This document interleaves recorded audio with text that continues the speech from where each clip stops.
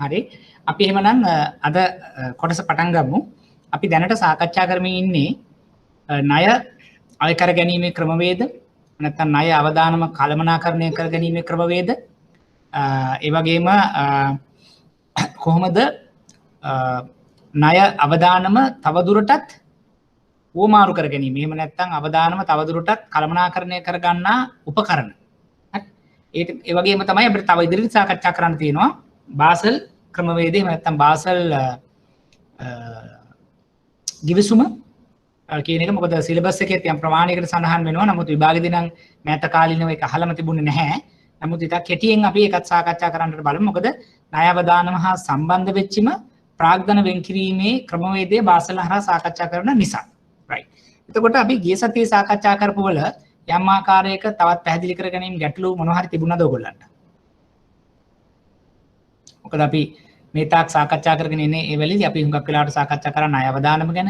එහෙම නැත්නම් අපි ණය පරිපාලනය ගැන සාකච්ඡා කරා. right. ඒ වගේම තමයි ණය ව්‍යුත්පන්න ගැන සාකච්ඡා කරා. එතකොට මේ ව්‍යුත්පන්න වලින්ම ඉදිරියට යන එකක් තමයි මේ සොරකුම් කරන. එහෙම නැත්නම් securitization කියන එකත් අපි දැන් සාකච්ඡා කරන මට්ටමට අවිල්ලා තියෙන්නේ. right. එතකොට එතනින්ම කියන ගමන් පටන් ගන්න කලින් පොඩි දෙයක් සඳහන් කරොත් දැන් අපි ගොඩක් වෙලාවට අපිට පුළුවන් වෙයි අද දිනේ තුලදී සිලබස් එක මූලික වශයෙන්ම සාකච්ඡා කරලා ඉවර කරන්නට.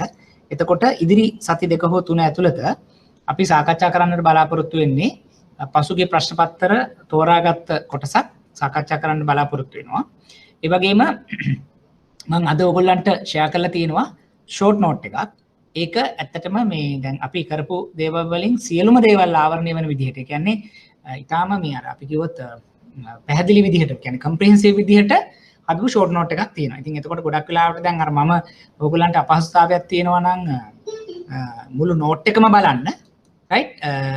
අර මම දීපු සප්ලිමෙන්ටරි නෝට්ස් වෙනුවට මේ ෂෝට් නෝට් එක බැලුවහම ගොඩක් ප්‍රමාණවත්. ඒ ටිකත් එක්ක ප්‍රසන්ටේෂන් ස්ලයිඩ්ස් ටික රිෆර් කරොත් මම හිතනවා හොඳටම ප්‍රමාණවත් වේවි. right. එතකොට ඊට අමතරව මම ඔයගලන්ට යෝජනා කරනවා පුළුවන් තරම් පාස් පේපර්ස් ටිකක්. ඒ කියන්නේ දැන් අපි ගත්තොත් ගිය අවුරුද්දේ ඉඳන් ආපසට සාමාන්‍යයෙන් අවුරුදු 3ක්වත්. හරි. ඒ කියන්නේ 2019, 18, 17 සහ මේ 20 තිබුණේ නැහැ. ඒක තමයි මේ අපිට 21 මුල තිබ්බේ. ඒතර ඔය පේපර්ස් 7වත් ඕගොල්ලෝ පරිශීලනය කරන්න ඕනේ. ඒ කියන්නේ ප්‍රශ්න උත්තර දිගටම සාකච්ඡා කරලා බලන්න. මොකද දැන් මට කරන්න පුළුවන් වෙන්නේ ගොඩක් සීමා සහිත ප්‍රමාණයක් නිසා. ඒ වගේම තමයි අපි සාමාන්‍යයෙන් දැන් අපි නෝට් එක කරගෙන යනකොට ගොඩක් දේවලුත් මෙතන සාකච්ඡා කරපු නිසා සමහර ප්‍රශ්න කීපයක් එතකොට මම හිතනවා මගේ පැත්තෙන් මට කරන්න පුළුවන් දේ එතනින් නතර වෙනවා. නමුත් ඕගොල්ලන්ට මම මේ යෝජනා කරනවා මේ පේපර්ස් 7ක්වත් ආපස්සට ගිහිල්ලා බලලා ඒව මොන හරි ගැටලු තිබුණොත් දැන් අපි කොහොමත් විභාගය අපිට මේ අන්තිම වගේ වෙනකොට විභාගෙ තියේවි. මම මගේ කොහොමත් මගේ නම්බර්ස් ඊමේල් ඔක්කොම මම ඔයගොල්ලන්ට ෂෙයා කරන්නම්. ඒතකොට ගොඩක් වෙලාවට මම ඔෆිස් එකේ හිටියත් ඔයගොල්ලන්ට මම කතා කරන්න පුළුවන්. මම පේපර්ස් ටික ඔක්කොම අරගෙන යනවා අන්තිම කාලේ. මොනවා හරි තිබුණොත් දැන් මොකද ඒ කිට්ටු වෙලා වුණත් ගැටලුවක් වෙන්නේ නැහැ. මොකද ක්ලාසස් නැවැත්තුවා කියන කරදරයක් එහෙම නැත්නම් බාධාවක් කරගන්න එපා.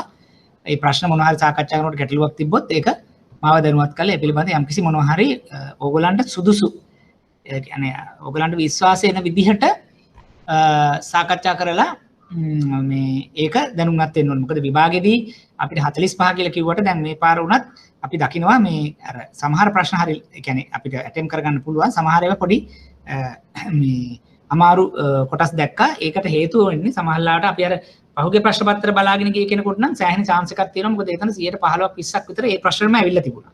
ඉතින් ඒ නිසා මම අර ඒකයි කිව්වේ පහුගිය ප්‍රශ්න පත්‍ර 7ක් අරගෙන හොඳටම බලන්න. ඒක සාකච්ඡා කරලා ඒවා හොඳටම තරෝ වෙන්න. මොකද ඒ ටික බලාගෙන ගියාත් අපිට විභාගෙදී සෑහෙන ප්‍රමාණයක් ලකුණු රැස් කරගන්න පුළුවන් නිසා. හරි.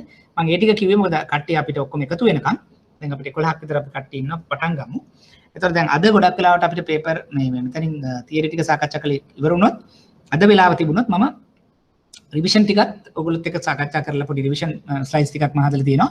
ඒ ටිකත් කරලා අපිට ඒතර එන සතියේ ඉඳන් අපිට පුළුවන් වෙයි ප්‍රශ්න පත්‍ර තෝරාගත්තු කොටසක් සාකච්ඡා කරන්නට. හරි. රයිට්. එතකොට දැන් අපි සාකච්ඡා කරමින් ඉන්නේ මේ ණය ස්වරූප ඊට කලින් මම මේක කිව්වොත් මෙන්න මේ විදිහට තමයි ෂෝට් නෝට් එක නෑ අපි තියරි එක කළෙමු ලේසි වෙයි.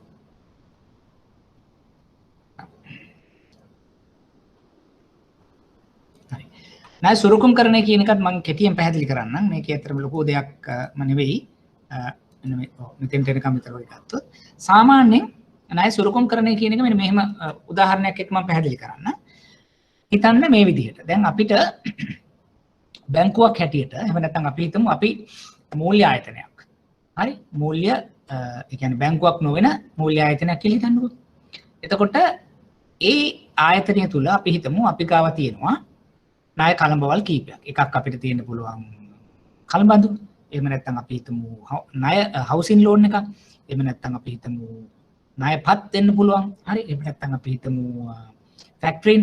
ඒ වගේ දැන් අපි ගාව තියෙන ණය කළඹවල් කීපයක් අපි ගාව තියෙනවා කියලා හිතන්න. එතකොට ওই ණය කළඹවල් අපි ගාව තියෙනකොට අපිට මෙහෙම දෙයක්. දැන් අපි හිතමු ලීස් පෝර්ට්ෆෝලියෝ එකක් තියෙනවා. දැන් මම මේ ලීස් පෝර්ට්ෆෝලියෝ එක මම ෆිනෑන්ස් කම්පැනියක් හැටියට සාකච්ඡා කරොත් මට ඒ ලීස් පෝර්ට්ෆෝලියෝ එකට අය වෙන්නට තියෙන මුදල් අවුරුදු 3ක් හෝ 4ක් ඇතුළත තමයි මට මේ එක එක පුද්ගලයා විසින් ඒ ලෙසී විසින් මට ගෙවන්නේ.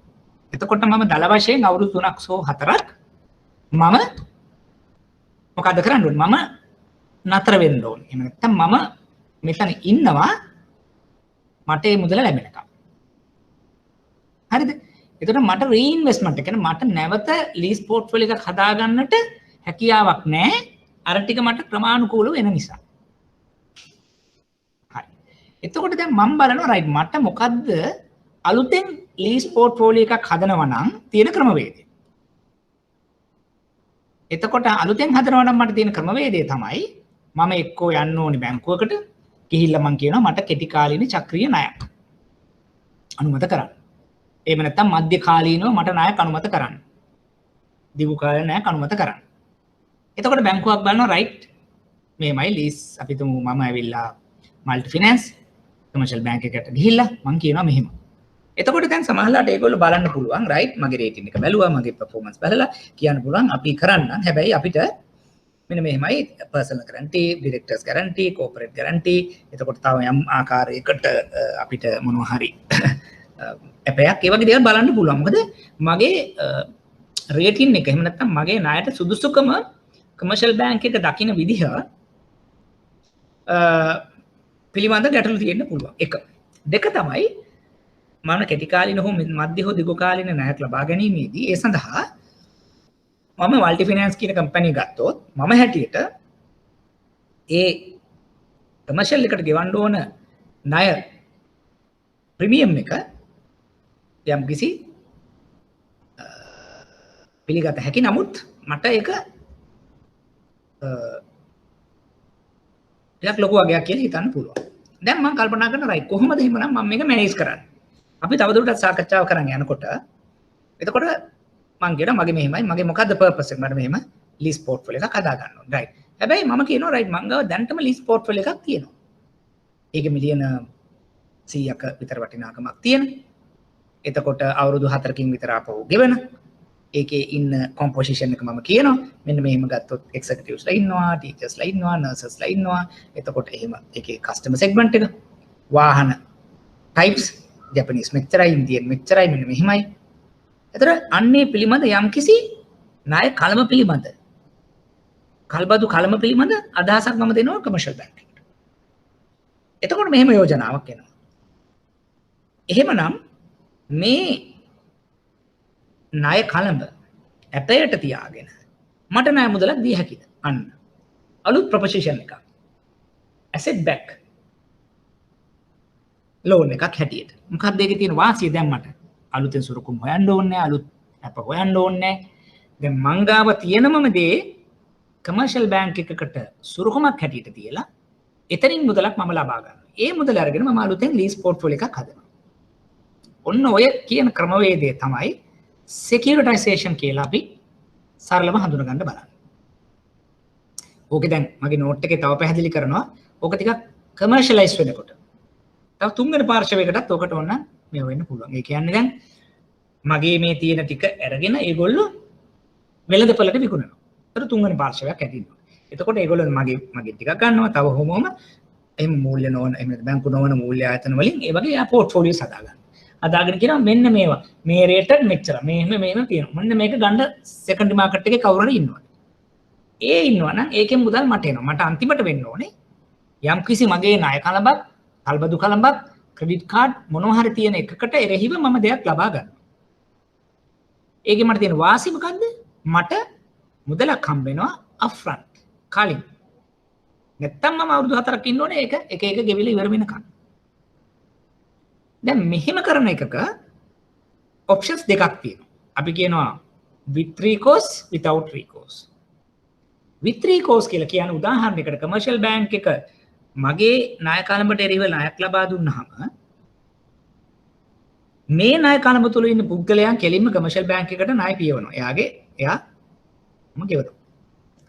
එහෙම ගෙවන අවස්ථාවක මෙයා ඒ පාරිභෝගිකයා ගෙවුවේ නැත්තම් කමර්ෂල් එකට අවිල්ලා කියන්න පුළුවන් look here ඔයාගේ කස්ටමර්ස්ලා මට ගෙවන්නේ now you have to do something and with recourse. මම චුට්ටක් බයින්ඩින් පුෂ් කරලා අරයට පේමන්ට් එක අරන් දෙන්න. නැත්තම් කමර්ෂල් බැංක් එකට මට යම් ආකාරයකට නෛතිකව ක්‍රියාත්මක විය හැකි තත්ත්වයක් තමයි with recourse. without recourse කියලා දුන්නොත් මගේ පාරිභෝගිකයෝ මගේ කස්ටමර්ස්ලා මගේ ලෙසී අය කමර්ෂල් එකට නොගෙව්වා කියලා කමර්ෂල් එකට මට මොකුත් කරන්න බෑ. ඒතර ඔය ඔප්ෂන් දෙකටම ඉන්ස්ට්‍රුමන්ට්ස් මාකට් එකේ විකිනෙනවා. ඉතාලම කෙටියෙන් සොරකුම්කරණය කියලා කියන්නේ ඔන්න ඕක. දැන් ඕක අපි එදා කතා කරගත්ත විදිහට අපි ණය අවදානම පැත්තෙන් ගත්තොත් මොකද්ද මම කළා දෙන්න. මං ගාව තියෙන පෝර්ට්ෆෝලියෝ එකක අවදානමක් තියෙනවනේ. එයා ගෙවන විදිහ, ගෙවන කාලය, මට මුදල් ලැබෙන කාලය යම් පිළිබඳ අවදානමක් තියෙන එකක් තමයි මම මේ ඔප්ෂන් එක හරහා සොරකුම්කරණය හරහා තව තැනකට විකුණන්නේ. නැත්තම් ඒක මූල්‍ය උපකරණයක් බවට පත් කරගත්තේ. ඒතර කාටද යහන්න පුළුවන් ඔයාට රිස්ක් එකක් තියෙන නිසා නේ විකුණන්නේ. කමර්ෂල් එකට රිස්ක් එකක් නැද්ද? නෑ තියෙනවා. ඒ තියෙන නිසා තමයි අර ප්‍රීමියම් එක. එයා දැන් මගේ තියෙන මිලියන 100ට මිලියන 100ක් දෙන එකක් නෑ. මට මිලියන 70ක් 80ක් මේකේ කොම්පොසිෂන් එක අනුව එයා දෙන ඇඩ්වාන්ස් කරන ප්‍රමාණය වෙනස් වෙනවා. ඒකට පොලියක්, හැන්ඩ්ලින් චාර්ජ් එකක්. හරි? එතකොට දැන් මේක 100%ක්ම ඩිෆෝල්ට් වෙන එකක් නෑනේ. එතකොට එයාට පොඩි කවර් එකක් එතන තියෙනවා. අර with recourse without recourse කියලා තව එකක් තියෙනවා. හරි? එතකොට දැන් ඒක පැත්තක්. අනිත් එක කමර්ෂල් බැංක් එක පැත්තෙන් සමහරවල්ලාට බලන්න පුළුවන් රයිට්. එයා ලීස් පෝර්ට්ෆෝලියෝ එකක් හදන්න ගියා නම් එයාට කරදර වෙනවා. බ්‍රාන්චස් වලට ගිහිල්ලා ඒ විදිහට හදනවට වඩා කවුරු හරි හදපු එකක් එයා ගන්නවා. එතකොට මොකද වෙන්නේ?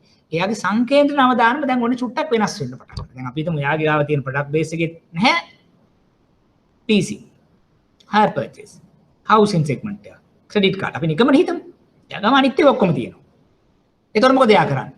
එයා යනවා securitization option එකෙන් card portfolio එකක් ගන්නවා, housing segment එකක් ගන්නවා, factoring ටිකක් ගන්නවා, leasing ටිකක් ගන්නවා, hire purchase ටිකක් ගන්නවා. මට අවශ්‍ය වෙන විදිහට මම මගේ ණය කළමනාකරණය කරනවා. ඒ බෙනිෆිට් එක යාට තියෙනවා. පැහැදිලිද? ඒක අපි ඉදිරියට සාකච්ඡා කරමු. දැන් මේ සුරකුම්කරණය කියන එක නිකන් වින් වින් එකක්. නැත්තම් දැන් අපි හිතමු තව ටිකක් ඔබට ගිහිල්ලා තුන්වෙනි පාර්ශවයක්. එයා තමයි මේ ඔක්කොම ඇසෙට්ස් සිකියුර්ඩ් කියන්නේ මේ ඇසෙට්ස් හදාගන්නේ. ඒතකොට එයා මොකද කරන්නේ? එයා මාකට් එකට සෙකන්ඩරි මාකට් එකට දානවා. මේ සෙකන්ඩරි මාකට් එකේ ඉන්ෂුරන්ස් කම්පැනි ඉන්නවා, හවුසින් මොනවා හරි ඒවා තියෙනවා, බැංක්ස් තියෙනවා, මර්චන්ට් බැංක්ස් තියෙනවා. ඒගොල්ලෝ ඉන්වෙස්ට් කරනවා මෙන්න මේ ඇසෙට්ස් වල. ඒතර ඒගොල්ලෝ බලනවා රයිට් මම ගන්න කාගේවද? මොකද්ද මට ඕන ලීස් ඕනද? ලීස් වල සෙග්මන්ට් එක මොකද්ද? ජැපනීස් වෙහිකල් වල තියෙන මාකට් එක මොකද්ද? ඒ වගේ ගොඩක් choices තියෙනවා ඒකේ. ඉන්වෙස්ටර්ස්ලා ඉන්නවා ඒක ඉන්වෙස්ට් කරන්න. ඒකේ ප්‍රීමියම් එක වෙනස් වෙනවා. අර recourse with recourse options වෙනස් වෙනවා.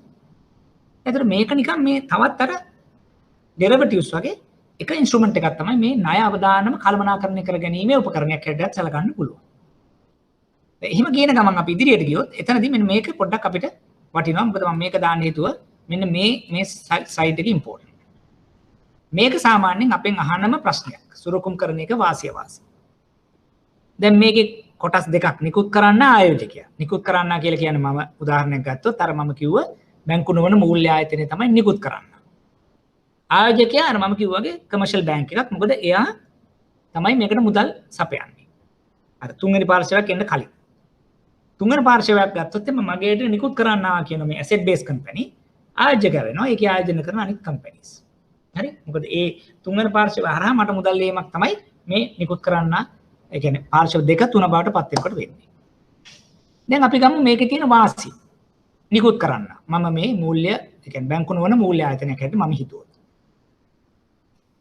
අලුත් මූල්‍ය ප්‍රභවයක්. ඒක වෙනවද? ඔව්. මොකද මගේ තියෙන ලීස් කාඩ් ෆැක්ටරි පෝර්ට්ෆෝලියෝ එකක් මට තියාගෙන ඉන්නවා. හැබැයි මම කිව්වා මට ඒකට ලැබෙන්නේ මුදල් අවුරුදු 2කින් 3කින් 4ක් කල්බිරීමේදී හම්බෙන්නේ. ටික හම්බ වෙනවා. ඒ වෙනුවට මම මොකද කරන්නේ? මම එකවරම මට 150ක් 60ක් 70ක් ඒ මූල්‍ය ප්‍රභවයක් හැටියට මට එන්න පටන් ගන්නවා. ණය අවදාන හුමාරු අන්ත මම කියවනේ දැන් මං ගාව ඉන්නේ ඒ සෙග්මන්ට් එකේ එක එක ප්‍රොෆයිල් එක. එහෙම නැත්නම් එක එක අවදානමක් තියෙන කස්ටමර්ස්ලා ටිකක් තමයි දැන් මට ඉන්නේ කියලා මම කිව්වා. ඒගොල්ලන්ගේ අවදානමක් තියෙනවනේ. ඒ අවදානම දැන් කාටද යන්නේ? කමර්ෂල් එකට යනවා. රිස්ක් එක ට්‍රේඩ් වෙනවා. අවම මූල්‍ය පිරිවැය. ඒ කියන්නේ මොකක්ද? දැන් මේක ඇසෙට් බැක් එකක් නේ. දැන් මම අලුතෙන් STL එකක් කරන් මුදල් ගන්න ගියා නම් ඒකට මට ප්‍රීමියම් එක වැඩිපුර ගෙවන්න වෙයි. මට සුරුකමක් දෙන්න වෙයි. අප කර දෙන්න වෙයි. ඒ සඳහා යන පිරිවැය වැඩි. මේ ක්‍රමේදී එක අවම වීමක් සිද්ධ වෙනවා. asset liability mismatch එක අඩු වෙනවා. ඒ කියන්නේ මොකක්ද? අයි දැන් මං ගාව තියෙන asset එකක් නේ match කරන්නේ liability එකක් එක්ක. එතකොට දැන් මම නිකම්ම ලෝන් එකක් අරගෙන කරනවට වඩා මේක රියලයිස් වෙනකොට අර්ග සෙටල් වෙනවා කියන අදහසක් අපිට තියෙන නිසා තමයි මේ චක්‍රය අරට වඩා බෙටර් කියලා කියන්නේ. මොකද දැන් අපි ඕකේ තවත් සරලම උදාහරණේ අපි ගන්නකො පෝස්ටේජ් චෙක් ඩිස්කවුන්ට් එක. අපි ගිහිල්ලා බැංකුවකට මම ඩීලර් කෙනෙක් ඩිස්ට්‍රිබියුටර් කෙනෙක් හැටියට කෙටි කාලීන චක්‍රීයනයක් හරි OD එකක් හරි අරගෙන එනවට වඩා පෝස්ටේජ් චෙක් බැක් කරපු ලෝන් එකක් ගන්න එකේ මට තියෙන වාසිය මොකද්ද? ඒ චෙක්ස් රියලයිස් වෙනකොට ඒ ලෝන් එක ගෙවෙනවා. එතකොට මට තියෙන ලයබිලිටි එකට බැක් වෙච්ච ඇසෙට් එකක් තියෙනවා. නැත්තම් මම OD ගන්නවා අමතරව ගන්නවා ඒව ගෙවන්න මම සල්ලි උපදවලා ගෙවන්න ඕන. අමතර ලයබිලිටි එකක් තමයි දැන් ක්‍රියේට් වෙන්නේ මම ODL STL හැටියට ගත්තොත්. ප්‍රොපර්ටි එකක් තියලා ගන්න එක නෙවෙයි. සුරකම නෙවෙයි මෙතන කියන්නේ. කෑෂ් ෆ්ලෝ පැත්තේ.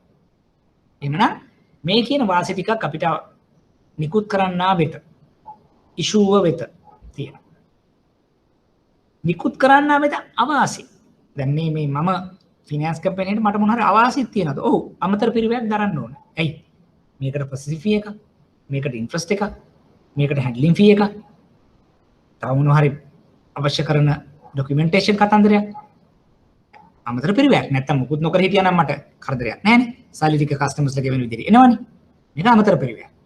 යම් තරමක් දුරට සංකීර්ණයි. ඇයි? මේ කියන විදිහට with recourse without recourse legal agreement හරි මෙතකොට මොන හරි ගැටලුවක් වුණොත් මේක ඔපරේෂනලි මොන හරි දෙයක් තියෙනවා මේ චුට්ට සංකීර්ණයි process එක complex right මොකද පාර්ශ්ව දැන් දෙක තුනක් හතරක් එකතු වෙනවා නේ මොකද දැන් පාරිභෝගිකයෝ ගෙවනවා ඒ සල්ලි අතෙන්ට යනවා ඒගොල්ලෝ මේවා දැනගන්නවා ඒ වගේ පොඩි දේවල් ටිකකුත් තියෙනවා ඒවා තමයි අවාසි ඊළඟ ආයෝජකයා පැත්තේ අර මම කියන්නේ කමර්ෂල් බැංක් එහෙම නැත්නම් ඉන්ෂුරන්ස් කම්පැනි එහෙම නැත්නම් හවුසින් කෝපරේෂන් එකක් එහෙම නැත්නම් මර්චන්ට් බැංක් එකක් ඔක ඉන්වෙස්ට් කරනකොට මොනවද එයාට තියෙන වාසිය? වැඩි ප්‍රතිලාභයක් උපයාගත හැකි වීම. දැන් එයා මොකද කරන්නේ? එයා ලීසින් කම්පැනියෙන් දෙන එකට 150ක් 60ක් 70ක් දීලා ඊට පස්සේ එයාට අරගෙන එන ප්‍රීමියම් එක එකතු කරලා මේ ටික සෙටල් කරලා අමතර ටිකක් අරයට දීලා ඒ විදිහට යනකොට වෙන්නේ මට රිටර්න් එක මගේ හොඳයි. මොකද මම දැන් මේ නිකම් ඉඳලා තමයි අරක පර්චේස් කරන්නේ.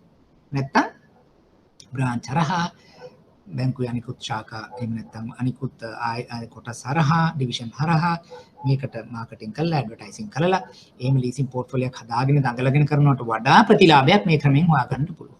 දෙක ණය කලබ විවිධාංගීකරණය. අර මම කිව්වේ ඩයිවර්සිෆයි කරනවා.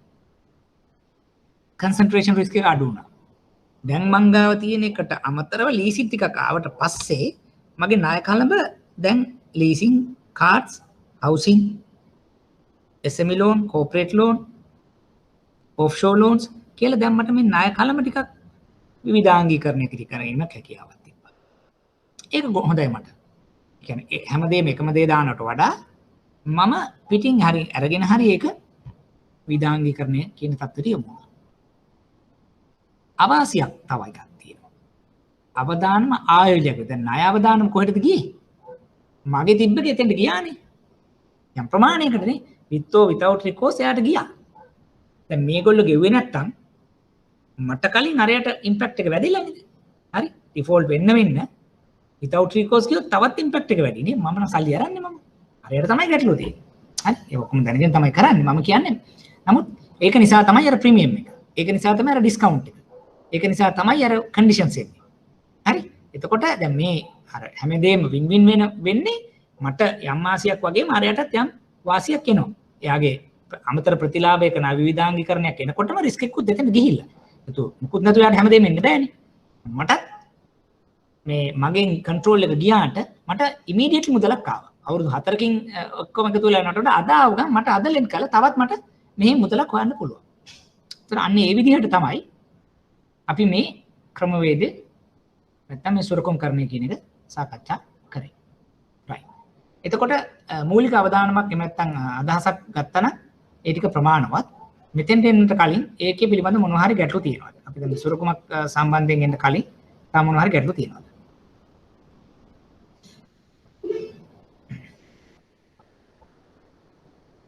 සුජිත් ගැටලු මොනවා හරි තියෙනවද?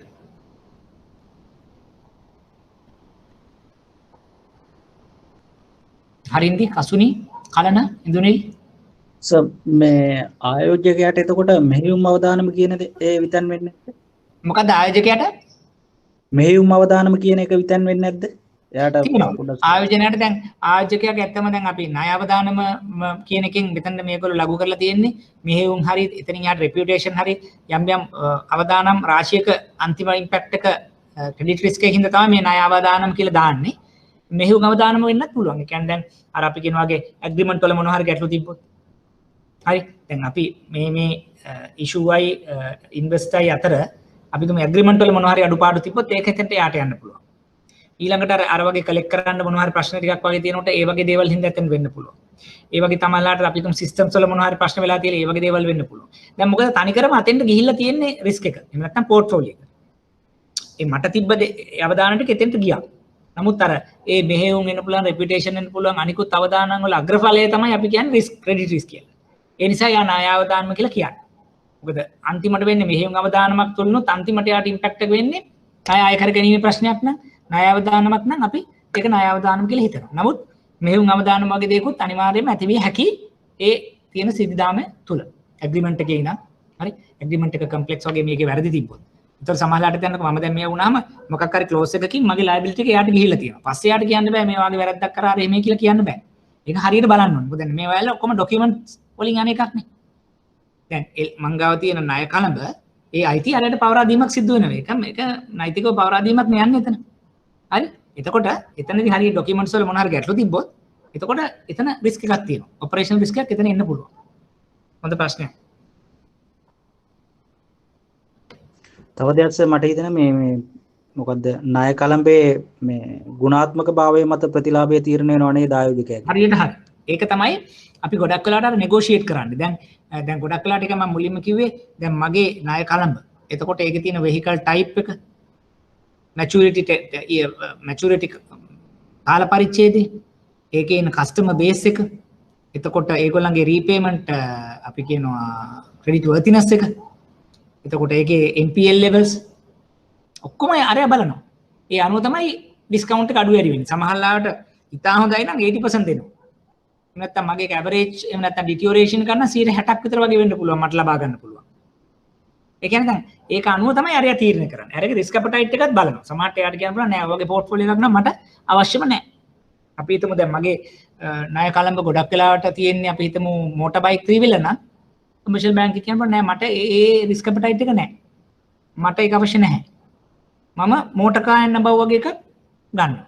කමර්ෂල් වෙහිකල්ස් මම ගන්නවා. පැසෙන්ජර් ට්‍රාන්ස්පෝර්ට් වගේ තියෙන ඒවා මම සමහරට බලන එකක් නැහැ. ඒ වගේ එකේ ඒ නෙගෝෂියේෂන් ලෙවල් වලදී ඒක කතා කරනවා. නැත්තම් සමහරලාට ඔය ටිකේ මික්ස් එකක් තියෙනකොට සමහර තව ඉන්වෙස්ටර් කෙනෙක් ඉන්න පුළුවන් එයා ගන්න කැමති. එයා කැමති මේ මුළු ඔක්කොම තියෙන එක.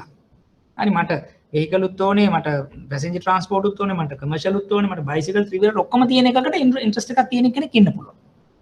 මොකද ඒ අනුව තමයි යාර මේක ප්‍රීමියම් එක නැත්නම් ප්‍රතිලාභය තීරණය වෙන්නේ. වෙන මොනවද තියෙන්නේ?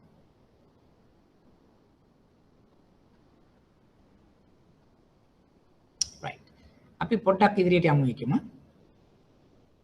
දැන් ඔය ඕකෙම කොටසක් හැටියට මම ගත්තොත් දැන් මේ ණය අවදානම කළමනාකරණය කිරීමේදී සුරුකුමක් කියන එක අපි දන්නවනේ. දැන් අපි ඊට කලින් අර ඒක ඉගෙන ගත්තා මහා බැංකුවේ නිර්දේශය යටතටත් යම් යම් ආකාරයක වටිනාකම් තිබිය යුතුයි කියලා collateral එකක මොකද අපි කියවනේ net of collateral value එහෙම අපි ලබා ගත්ත අවස්ථා තිබුණ නිසා NPL management වලදී එතකොට මෙන්න මේ වගේ easy to value easy to realize නැත්නම් value easy to charge හරි මේක මෙන්න මේකේ ඇත්තටම මෙන්න මේ ලක්ෂණ හතරක් පොඩක් වැදගත් වෙනවා තක්සේරු කිරීමට පහසු වෙනවා ඒක දැන් අපි හිතමුකෝ ඒක මැෂින් එකක් නම් brand new the recondition එහෙම නැත්නම් දීපලක් නම් එහෙම නැත්නම් මුදල් නම් shares නම් පත්තරන් නම් බැංකු අපකරණ එතකොට ඒ අනුව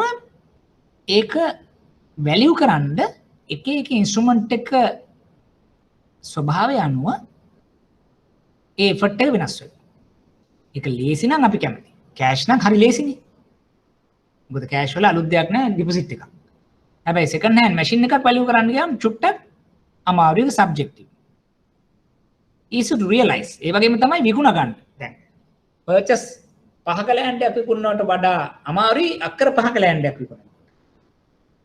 letter of set of එකකින් cash tier realize කරන එක ලේසි gold realize කරනවට වඩා. ඊට වඩා අමාරුයි vehicle එකක් විකුණනකොට. ඒකයි විකුණා ගැනීම පහසුව. තුන්වෙනි එක value එකක් තියෙනවා. විකුණු මගයක් තියෙන. දැන් අපි මොකක් කරත් විකුණා ගන්න කලින් value එකක් තියෙන්නේ. ඒක මාකට් වැලියු එක වෙන්න පුළුවන් ඒක ඉන්ෂුරන්ස් වැලියු කියලා කියනවා ඒක ෆෝර් සේල් වැලියු කියනවා එක එක විවිධාකාරයෙන් අපි අර්ථ දක්වනවා බැංකුකරණයේ අවශ්‍යතාවය අනුව නමුත් වැලියු එකක් තියෙන එක වැලියු එක හයිද මීඩියම්ද ලෝද කියන එක අනුව ලක්ෂණ වෙනස් වෙනවනේ අපි හිතමුකෝ ප්‍රොපර්ටි බෑග් හැබැයි මිලියන 5කට ඇදී එහෙම මිලියන 7ක සුරුකුමකට වඩා මිලියන 20ක සුරුකුම අපිට හොඳයි නේ හරි ඒකට වැලියු එකක් තියෙනවා ඊළඟට charge enforce කරන්න පුළුවන් වෙනවා දැන් මේක අපි හිතමුකෝ ඕවර් ද කවුන්ටර් පුළුවන් වෙනවා. එහෙම නැත්නම් ඔක්ෂන් එකකින් ගෝල්ඩ් එකක් වගේ පුළුවන් වෙනවා. ඒ වගේම තමයි වෙහිකල් ඔක්ෂන් එකකින් පුළුවන් වෙනවා. ඊළඟට ලෑන්ඩ් එකක් නම් පරාටේ වගේ ගිහිලා කෝට්ස් ගිහිල්ලා යන අවස්ථාව වෙනවා. එතකොට දැන් මේක අය කර ගන්න පහසු වෙන්නත් ඕන. දැන් අය කර ගන්න පහසු වෙන සුරුකමක් ගන්න අපි කැමතිනේ. අපි දැන් කැමති නෑනේ උසාවි ගහන ගිහිල්ලා දඟලනට වඩා කෑෂ් බෑක් එකකට අපි දෙන්න කැමතිනේ. මොකද ඒක අය කර ගැනීමේ පහසු. ඒතර හොඳ සුරුකමක ලක්ෂණ මේකත් සාමාන්‍ය විභාගයේ අහලා තියෙන දෙයක් නිසා තමයි අපි මෙතෙන්දි මම මේක ගෙනාවේ ණය අවදානම් කළමනාකරණ කරන උපකරණයක් මේ සුරුකම කියන්නේ. ඒ සුරුකමක ලක්ෂණ අපිට මේ විදිහට වැදගත් වෙනවා. ඊළඟට මෙන්න මේ විදිහට මේකත් ටිකක් වැදගත් වෙනවා මේ ණය ලබා දෙන්නාට සුරුකමක් ලබා ගැනීමේ වාසි අවාසි. ඒ කියන්නේ මම පාරිභෝගිකයෙක් ණයලාභියෙක් නම් මම බැංකුවට ගිහිල්ලා සුරුකමක් අතේ තියාගෙන මගේ ණය මුදල පිළිබඳ ගනුදෙනු සාකච්ඡා කරන අවස්ථාවක්. මෙතනදී එහෙම කරනකොට ඒකේ වාසි මොනවද මට? මම සුරුකුමක් අරගෙන මෙතන අපි ගත්තොත් ඒක දෙවෙනුව යමු. අපි මේ බැංකුව පැත්තෙන් දැන් ගන්න කස්ටමර් කෙනෙක් උට ණයක් ලබා දීමේදී සුරුකුමක් ලබා ගැනීමේ වාසි මොනවද? එක අවදානම අවගෙන්. හරිනේ. ණය ආය දානම අවම වෙනවා සුරුකුමක් ගත්තම එකක් තමයි ක්‍රෙඩිට් රිස්ක් එක අඩු වෙනවා මේ පැත්තෙන් අනිත් පැත්තෙන් ස්ට්‍රක්චරල් රිස්ක් එක ව්‍යුහගත අවදානම අඩු වෙනවා ඒ වගේ මෙහෙයුම් අවදානම යම් ප්‍රමාණයකට වැඩි වුණත් යම් ප්‍රමාණයකට අපිට කන්ට්‍රෝල් එකක් තියෙනවා සුරුකුමක් ගත්තා දෙක වැඩිපුර අවදානම් සහිත ණය කරා යා හැකි වීම අන්න හයි රිස්ක් සෙග්මන්ට් වලට මට යන්න පුළුවන් කොලැටරල් එකක් තියෙනවනේ NPL කස්ටමර් කෙනෙකුට උනත් කෑෂ් බෑක් එකක් තිබ්බොත් මට ඒ ණය දෙන්න පුළුවන් ඒ කියන්නේ ලෝන් බුක් එක හදා ගන්න පුළුවන් රයිට් සුරුකුමක් තියෙනවා තුන තරඟකාරීත්වය වැඩි වීම ඒ කියන්නේ විවිධ මාර්ගයේ ණය ශේෂ්ඨ කරා යොමු වේ සුරුකුම් සහිත නම් මට ඇග්‍රිකල්චරල් සෙක්ටර් එකට වැඩිපුර යන්න පුළුවන් සුරුකුම් තියෙනවා කන්ස්ට්‍රක්ෂන් සෙක්ටර් එකට වැඩිපුර යන්න පුළුවන් සුරුකුම් තියෙනවා ඇයි මට රිස්කි සෙග්මන්ට් වලට යන්න පුළුවන් මොකද ඒක අවදානම අවම කර ගැනීම සඳහා සුරුකුමක් ලබා ගත හැකි නිසා ඒ ණය ලබා දෙන්නට ඒ වගේම ඒකේ අවාසි මොන මම අර මෙහෙයුම් අවදානම ගැන අර කලින් කතා කරා වගේ ඒක ගත්තම පොඩක් මෙහෙයුම් අවදාන්න සුරුකුම අනුව වෙනස් විය හැකියි.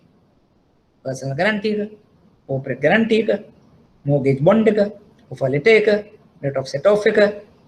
හරි මේ හැම දෙයක්ම නිසි පරිදි තිබුණ නැත්නම් ඔන්න අපිට ප්‍රශ්නයක් වෙනවා. අර අපි කිය වගේ එන්ෆෝසබිලිටි අය කර ගන්නට ගියා.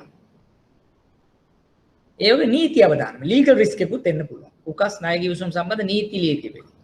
මොකද ડોකියුමන්ට් එකක යම් අඩුපාඩුවක් වුණොත් ඒ අඩුපාඩුව බලපානවා මේ ණය අය කර ගන්න අවස්ථාවකට ගියා.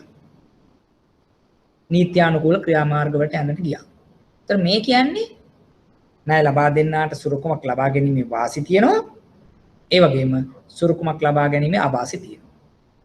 හරි. මේකම අපි අනිත් පැත්තට කතා කරමු. ණය ලාභියාගේ පැත්තේ. සුරුකුමක් සමග ණයක් ලබා ගන්නට ගියාට පස්සේ මොනවද වාසි මොනවද අවාසි? අර කියන්න බලන්න. ඔයගොල්ලෝ ලෝන් එකක් ගන්න යනවා බැංකුවට. හැබැයි යන්නේ විත්ත ප්‍රොපර්ටි. බැංකුවත් එක්ක නෙගෝෂিয়েට් කරන්න ගියාම මොනවද ඔයාලට තියෙන වාසි? යෝජනා කරන්න බලන්න. එක්ක ඔයගොල්ලෝ ටෙක්ස්ට් කරන්න එහෙම නැත්නම් කතා කරලා කියන්න. මොකද ඒක මම මෙතන නෑ එක්සයිස් එකට එක ගන්න. මොකද ඒ වගේ ඒවා විභාගෙදී අහන්න පුළුවන් නිසා. මොනවද ණයලාභියෙකුට සුරුකුමක් තිබ්බහම තියෙන වාසි? ලිහිල් කොන්දේසිය යටතේ ණය ලබා ගන්න පුළුවන්. පළවෙනිම හොඳම පොයින්ට් එක සුජිත් කිව්වා ලිහිල් කොන්දේසිය යටතේ අපිට ණයක් අනුමත කර ගැනීමේ හැකියාව. එක. තව මොනවද?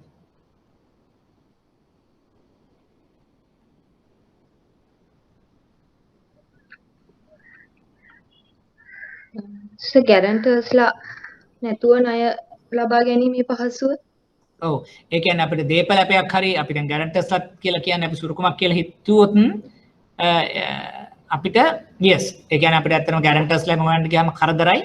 එතකොට ඒ අනවශ්‍ය ඒ කියන්නේ මෙහෙම අපිට ගැරන්ටිස් ඒ වගේ දේවල් අප කර පස්සේ යන්නේ නැතුව දීපලයක් අපයක් වගේ තියලා අපිට ඉක්මනින් ණයක් ලබා ගැනීමේ හැකියාවක් තියෙනවා. ඒ කියන්නේ ඇත්තටම අර ලිහිල් කොන්දේසියට එකක් නම් අනිත් එක අපිට අමතරව ඒ කියන්නේ උත්සාහයක් නැතුව අපකරුවන් හොයාගන්න ඒ වගේ දේවල් නගලන්න නැතුව ණයක් ලබා ගැනීම හැකියාවක් තියෙනවා. හොඳයි. තා මොනවද අපිට තියෙන්නේ? අඩු රේට්ස් වලට ලෝන් ගන්න පුළුවන්. ඔව් අඩු රේට්ස් වලට ගන්න පුළුවන්. අර ලිහිල් ණය කොන්දේසි කියන එකේම තවත් තිගුවක් අඩු පොලි අනුපාතය. එහෙම නැත්නම් අපිට කියන්න පුළුවන් අපිට සුදුසු එහෙම නැත්නම් අපිට වාසිදායක පොලි අනුපාතයකට ණය සාකච්ඡා කර ගැනීම. එහෙම නැත්නම් එතෙන්දී අපිට කියනවා මේ ඔව් ලබා ගැනීමේ නැත්නම් අපිට ඒක තවදුරටත් බැංකුවත් එක්ක නෙගෝෂিয়েට් කර ගන්නට පුළුවන් අඩු පොලි අනුපාතයක් යටතේ ණය ලබා දෙන්න. මොකද පොලියක් එක්ක අපි යන නිසා. තා මොන හරි තියනවද? හොඳ පොයින්ට්ස් තුනක් කියවා අනිත් පැයට එක ලියා ගන්න පුළුවන්.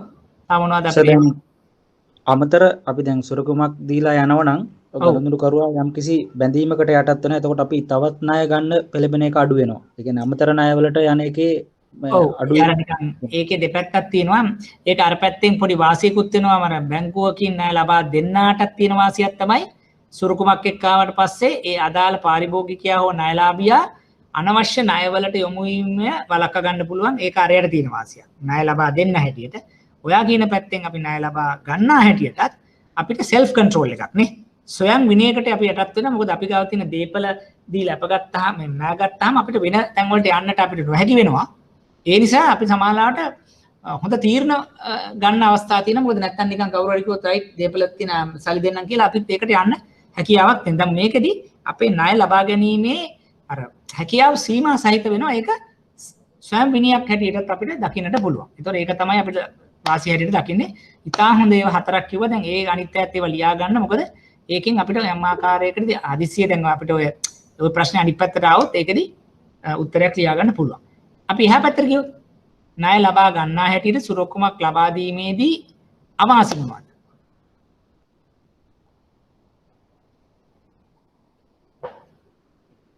මොනවද ඔයාලට තියෙන අවාසි? ඔයා ප්‍රොපර්ටි එක බැංකුවට මෝගේජ් කරනකොට. එහෙම නැත්නම් මොනවා හරි කෑෂ් ටිකක් ප්ලෙජ් කරනකොට.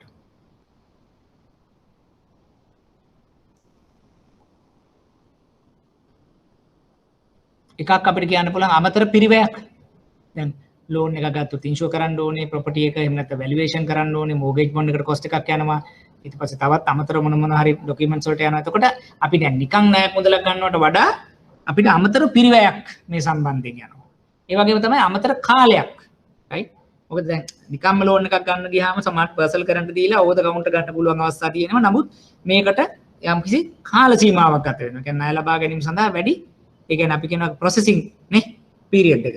ණය අනුමත කර ගැනීමේ කාල සීමාව දිගුවක් දකින්න පුළුවන්. අමතර පිරිවැයක් දාන්නට වෙනවා. තා මොනවද?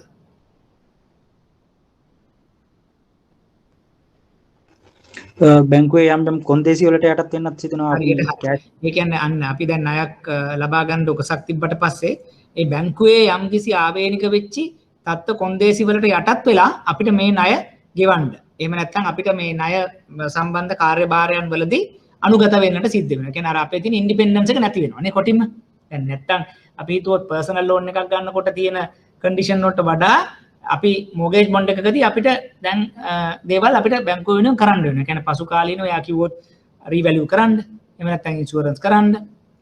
ඊට පස්සේ යම් ආකාරයකට අලුතෙන් ණයක් ගන්නකොට මෙන්න මේවා අරන් දෙන්න. හරි. ඒතකොට ඒ වගේ සමහරලාට බැංකුව විසින් අපිට යෝජනා කරන දේවල් කළ යුතුව තිබෙනවා. මොකද ඒක දැන් මෝගේජ් වෙලා එහෙම නැත්නම් ණයේ තත්ත්ව කොන්දේසියක් හැටියට. right? අන්න ඒ වගේ ටිකක් මෙතන යෝජනා කරන්න පුළුවන්. හරි. මොකද මම මේ කිව්වේ සමහර වෙලාවට මේ එක්සැමින ප්‍රායෝගික වහන ඔයගේ ප්‍රශ්න අපෙන් අහන්න පුළුවන්. හරි. ණයක් ලබා දෙනකොට සුරුකම ලබා ගැනීමේ වාසි අවාසි. ඒක ඇවිල්ලා ණය දෙන්නාට සහ ණය ගන්නාට කියලා අහන්න පුළුවන්. දැන් ණය ලබා දෙන්නා මෙතන තියෙනවා. ගන්නා කියන එක අපි දැන් සාකච්ඡා කරා. right. තා මොනවා හරි යෝජනා නැත්නම් තවදුරටත් පැහැදිලි කර ගැනීම තියෙනවද මේ සුරුකුම් කරණය සහ ඒ වගේම සුරුකුම් සම්බන්ධයෙන්? right. එහෙමනම් අපි ඉදිරියට යමු. බාසල් සම්මුතිය කියන එක මේකෙදි මම මේ ටික ඉස්සෙල්ලා පැහැදිලි කරන්නම්. right. right. මේක එකක් තමයි සාමාන්‍යයෙන් බාසල් කෝඩ් නැත්නම් බාසල් සම්මුතිය කියන එක අපිට පොඩ්ඩකින් ප්‍රශ්නයක්. yes speedy approval දුලිප් වා කියනවා ඒකත් අපිට ඉක්මනින් අනුමැතිය ලබා ගැනීම හැකියාවක් තියෙනවා. secured loan එකක් වෙනකොට unsecured ඒක දෙපැත්තම තියෙනවා. නමුත් unsecured loan එකක් ගත්තාම මේ අර risk appetite එක right එහෙම නැත්නම් ණයට තියෙන අභිරුචිය වගේ දෙයක අඩුවක් දකින්නට පුළුවන්. නමුත් අනිත් එක වගේම තමයි මේ සුරුකුමක් එක්ක යනකොට අනුමත කරගැනීමේ හැකියාවකුත් එතනදී තියෙනවා. right? ඔව්. ඊළඟට අපි ගත්තොත් දැන් අපි මෙතනදී සාමාන්‍යයෙන් බාසල් සම්මුතිය මෑත අවුරුදු 3 හෝ 4 තුරදී අපි දකින්න ලැබුණෙම නැහැ. නමුත් ඒක සිලබස් එකේ තියෙන නිසා අපි යම් ප්‍රමාණයකට අපි එපේම දැනුවත් වෙමු කියලා හිතලා තමයි මම මේක සාකච්ඡා කරන්න බලාපොරොත්තු වෙන්නේ. එකක් තමයි මෙතනදී සමහර වෙලාවට ටිකක් මේ සංකීර්ණ එහෙම නැත්නම් පොඩි කම්ප්ලෙක්ස් ගතියක් තියෙන්නත් පුළුවන්. අපොත් එච්චර ලොකුට ඒක හිතන්නට එපා. දලව මේ පිළිබඳ යම් අදහසක් ගන්නට උත්සාහ ගන්න. ඒ වගේම තමයි මේකේ මම නෝට් එකක් එදා දුන්නාම ඒකෙත් ඔයගලන්ට කියව ගන්න ප්‍රමාණයක් දීලා තියෙනවා. ඒ ටිකත් පොඩ්ඩක් කියවලා යම් ප්‍රමාණයක් දැනුවත් භාවයක් වෙන්න මම අර කියන වගේ ගොඩාක් ලොකුවට මේක වොරි වෙන්න අවශ්‍ය නැහැ. මේ මොකද හේතුව මේකෙන් ප්‍රශ්න මෑත කාලේ ඇහිලම නැති නිසා.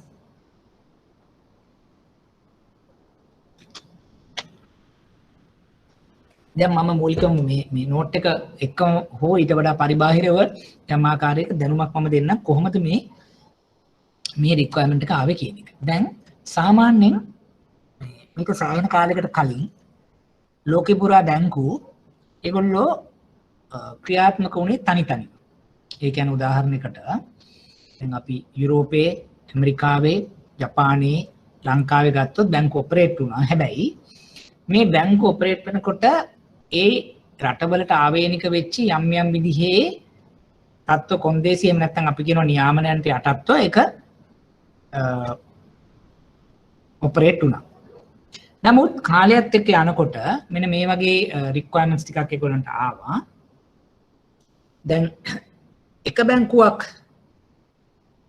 අපි හිතමු ඍජු නැත්නම් තද ප්‍රතිපත්ති වලට යටත් වෙනකොට තව බැංකුවක් ලිහිල් ප්‍රතිපත්තියකට යටත් වෙලා ණය ලබා දීමේ ක්‍රියාත්මක වුණා කියලා හිතුවොත් එහෙම අපි තුමු ලංකාවේම ජාත්‍යන්තර බැංකුවක් පාරිභෝගිකයෙක් දිහා බලන විදිහ දේශීය බැංකුවක් පාරිභෝගිකයෙක් දිහා බලන විදිහ අතර ගැටුමක් එන්න පටන් ගත්තා. ඒ කියන්නේ අපි හිතමුකෝ ජාත්‍යන්තර බැංකුවක එකම පාරිභෝගිකයා දිහා බලනකොට තියෙන රිස්ක් එක හයි. දේශීය බැංකුවක් විසින් ඒක ලෝ කියලා හිතුවොත් ඒ පාරිභෝගිකයාත් එක්ක ගනුදෙනු කිරීමේදී එක බැංකුවක් ලිහිල් ප්‍රතිපත්තියකුත් අනිත් බැංකුව දෘඪ ප්‍රතිපත්තියකුත් ඇති කරන්න පටන් ගත්තා. මේක නිසා අසමතුලිතභාවයක් ඇති වෙන්නට පටන් ගත්තා. මොකද මේක නිකන් සබ්ජෙක්ටිව්. මෙයා අපිට හොඳයි මෙයාට මේ ගාන 102ක් දෙනවා අනිත් එක්කෙනා කියනවා නෑ හොඳ නෑ 105ට දෙනවා. ඒතර මෙන්න මේක ටිකක් විකාශනය වුණාම රටවල් අතර බැංකුව අතර මේ ගනුදෙනු කරන්න ගියාට පස්සේ මේකේ කතාවක් ආවා අපි මොනවා හරි සම්මුතියකට එන්න ඕනේ. ඒ කියන්නේ දැන් ස්ටෑන්ඩඩයිස් වෙන තත්යකට ඕනේ මේ පාරිභෝගිකයෝ ණයලාභීන් දිහා බලනකොට කියලා කිව්වා. මෙන්න මේ කියන ප්‍රින්සිපල් එක ප්‍රතිපත්තිය පෙරදරි කරගෙන තමයි මේ බාසල් සම්මුතිය කියන එක ලැබුණේ. ඔය ස්විට්සර්ලන්තේ රටවල් 10ක් එකතු වෙලා එහෙම හදාගෙන. ඒතර මේ කිව්වේ අවදානම තක්සේරු කිරීමේ ක්‍රමවේදයක් හදමු බැංකුවක ප්‍රාග්ධනයට සාපේක්ෂව. හරි? එතකොට දැන් ඒ බැංකු ක්‍රමයක ප්‍රාග්ධනයට සාපේක්ෂව අපි හදනවා නම් ණය අවදානම පාරිභෝගිකයෙකුගේ තීරණය කිරීමේ ක්‍රමවේදයක්. එතකොට ඒක අන්තර්ජාතිකම සම්මුතියක් හැටියට එන්න පටන් ගත්ත මේ බාසල් 1 2 3 කියන හරහා. එතකොට මොකද්ද වෙන්නේ? දැන් උදාහරණයකට අපි හිතමු පාරිභෝගිකයෙක් ඉන්නවා නම් රිස්කි කියලා. එයාට මම ණය ලබා දෙනවා නම් අපි යම් ප්‍රමාණයකට එතකොට ඒ පාරිභෝගිකයා රිස්කි නම් මම වැඩිපුර කැපිටලයක් තියනවා. එතකොට තව බැංකුවක් එයාට ලාභ ලබා දෙන්නේ නැහැ මෙයා රිස්කි කියලා වෙන ඊට වඩා ඉහළ තලයේ රිස්ක් අඩු කෙනෙකුට දුන්නොත් අඩු ප්‍රාග්ධනයක් තියාගන්න පුළුවන්. අන්න ඒ වගේ ඉතාම කෙටි. කියන්නේ ණය අවදානම අඩුද වැඩිද මත ඒ සඳහා වෙන් කරන ප්‍රාග්ධන ප්‍රමාණය මත අපි යම් තීරණ වලට එන්න ඕනේ කියන එක තමයි බාසල් සම්මුතිය හරහා මේ සාකච්ඡා කරන්නේ. හැබැයි මෙතනත් චූටි දෙයක් මම කියන්නම්.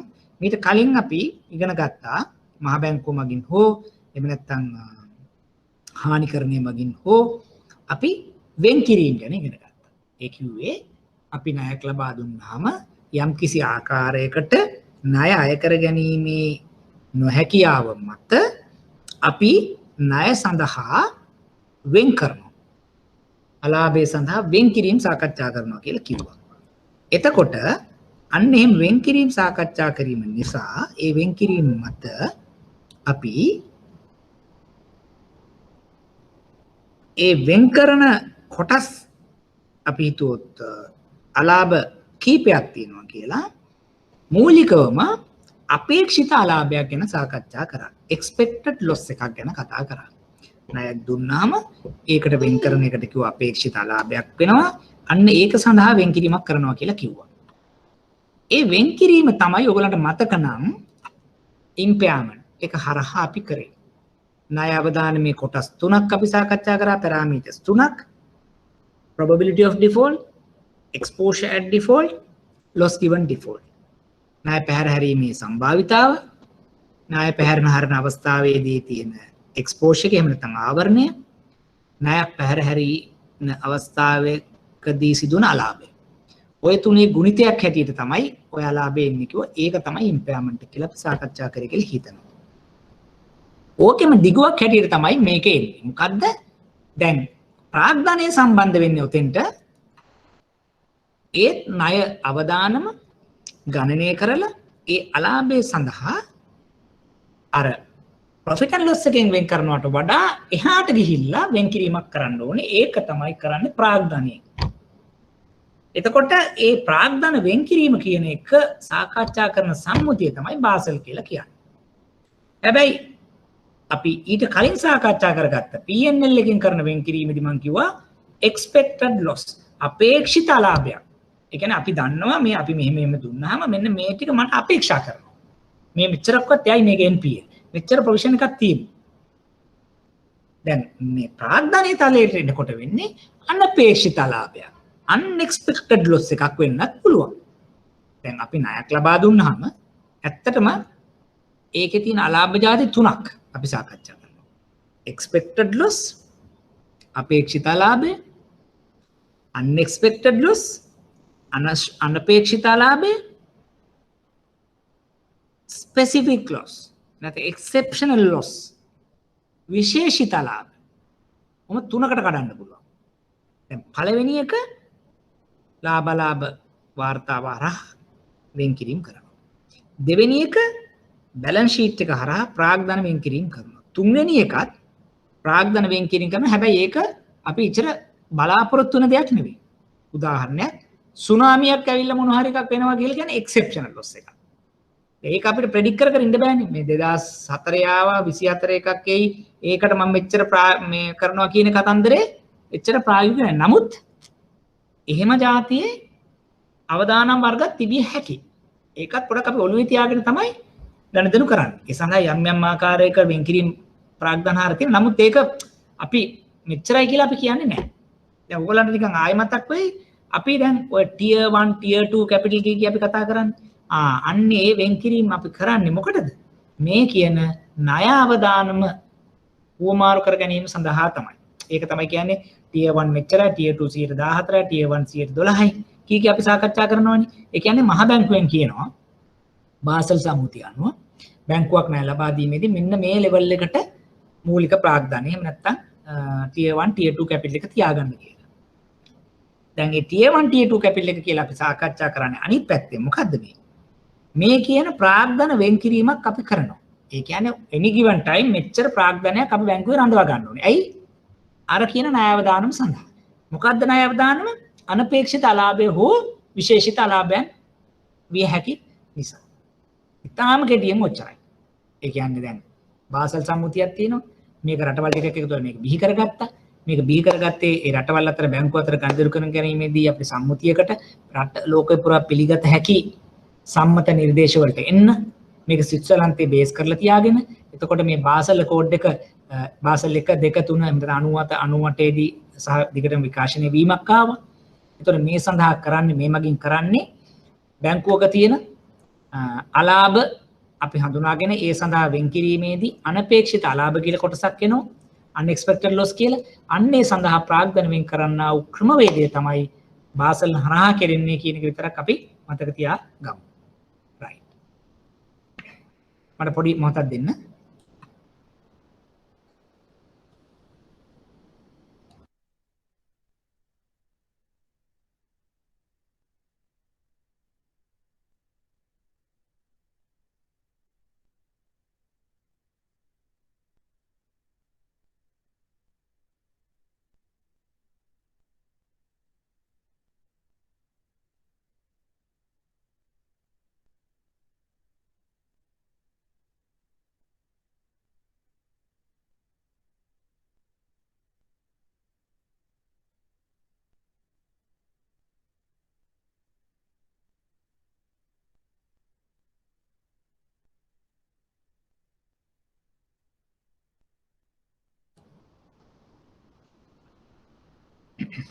right excuse. එතකොට අන්න ඒ කියන ක්‍රියාදාමයන් සඳහා තමයි අපි මේ බාසල් 1 බාසල් 2 නැත්නම් බාසල් 3 කියන එක අපි සාකච්ඡා කරන්නේ.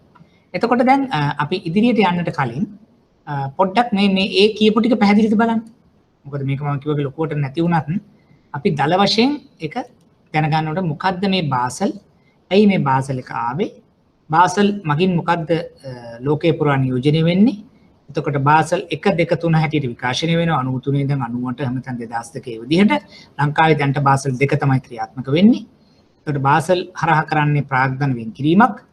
ඇයි ප්‍රාග්ධන වෙන් කරන්නේ? බැංකුවක තියෙන ණය අවදානම තවදුරටත් තුලනය කර ගැනීම සඳහා ණය අවදානම අපි කියව කොටස් තුනකට කඩා ගන්න පුළුවන්. අපේක්ෂිත ලාභය, අනපේක්ෂිත ලාභය, විශේෂිත ලාභය කියලා. අනපේක්ෂිත ලාභය සහ විශේෂිත ලාභය සඳහා තමයි මේ බාසල් සම්මුතිය හරහා ප්‍රාග්ධන වෙන් කිරීම කරන්නේ. ඕටික තමයි ඊටාම කෙටියෙන් මම මේ ඔයගොල්ලොත් එක්ක සාකච්ඡා කරේ. අන්න බලන්න ඒ ටික තේරෙනවද නැද්ද කියන එක එහෙම නැත්නම් එතනින් එහාට අපිට යන්නට කලින්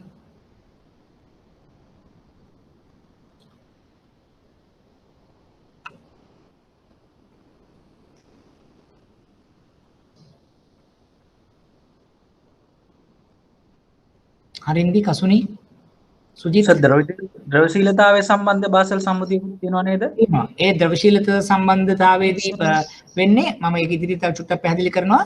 බාසල් 2 දී අපි ණය අවදානමට අමතරව අවදානම් වර්ග කිහිපයක් වෙළඳපොළ අවදානම, මෙහෙයුම් අවදානම, ණය අවදානම තුනම සාකච්ඡා කරනවා. ඒ සාකච්ඡා කරනවා නම් පළවෙනි කුළුණේදී එතනින් එහාට ගිහිල්ලා තවත් අවදානම් ද්‍රවශීලතාව වෙන්න පුළුවන්.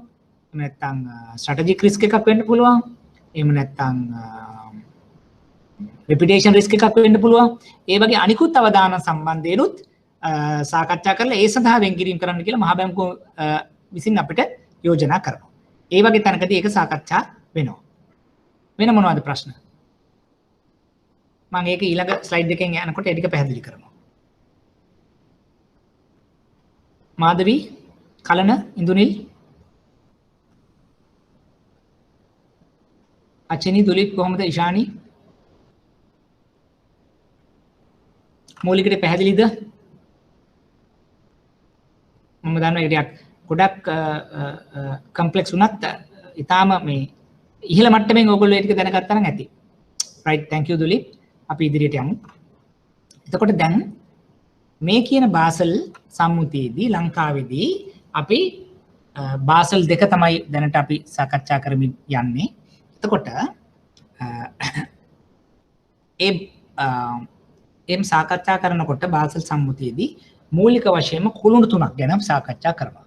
පළවෙනි, දෙවෙනි, තුන්වෙනි කුළුණ. පළවෙනි කුළුණේදී කියනවා ප්‍රාග්ධන ප්‍රමාණය එහෙම නැත්නම් ප්‍රාග්ධන ප්‍රමාණය ගණනය කිරීම. හරි. එතකොට වෙන්නේ පළවෙනි එක තුලදී අපි මූලික වශයෙන්ම බැංකුවේ ණය අවදානම, මෙහෙයුම් අවදානම, වෙළඳපොළ අවදානම් කියන මූලික අවදානම් 3ක් තියෙනවා. Market risk, operational risk, credit risk. ඒතර ඔය තුනටම ආවේනික වෙච්චි අවදානම් ගණනය කිරීමේ ක්‍රමවේද රාශියක් අපිට කියලා දීලා තියෙනවා. ඒ ක්‍රමවේද හරහා බැංකුවේ අවදානම තක්සේරු කර ගැනීමක් අපි සිද්ධ කරනවා. ඒක කරන්නේ පළවෙනි කුළුණේ. එතන අපි කොච්චර දුරට ණය අවදානමක්, කොච්චර දුරට වෙළඳපොළ අවදානමක්, කොච්චර දුරට මෙහෙයුම් අවදානමක් තියෙනවද කියන එක තීරණය කරලා අපි මොකද කරන්නේ? අපේ ණය, ඒ කියන්නේ මූලික වශයෙන්ම ණය කියලා අපි කියන්නේ අනිකුත් අවදානමුත් එක්ක එකතු වෙලා යනකොට බැංකුවක තියෙන අවදානම සඳහා තබාගත යුතු ප්‍රාග්ධන ප්‍රමාණතා ප්‍රතිශතය තීරණය කරන එක තමයි පළවෙනි කුළුණෙන් කරන්නේ. ඒක පැහැදිලි ඇති කියලා හිතන. ඒ කියන්නේ මම ණය ලබා දීමේදී මගේ ණයලාභීන් ගොඩාක් රිස්කි නම් එතකොට ලොකු ප්‍රාග්ධනයක් වෙන්න කරනවා. මෙතන රිස්කි ඇත්තෙම නැත්තම් අඩු ණය, අඩු ප්‍රාග්ධන ප්‍රමාණයක් මම තබා ගන්නවා. ඇවරේජ් නැත්නම් මොඩරේට් නම් මගේ ඇවරේජ් කැපිටල් එකක් තියාගන්න. ඕක තමයි පළවෙනි කුළුණෙන් කරන්නේ. දෙවෙනි කුළුණට යනවා බැංකු අධීක්ෂණ විමසුම් ක්‍රියාවලිය කියන එක තමයි දෙවෙනි කුළුණ.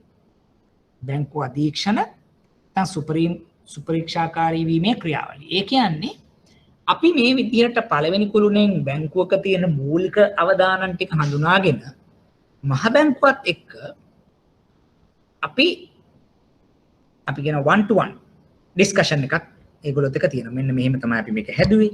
මේක තමයි මේ බේසිස් එක. මේක තමයි අපේ ණය. මේක මෙහෙයුම්. මෙන්න මේ අවදානම්.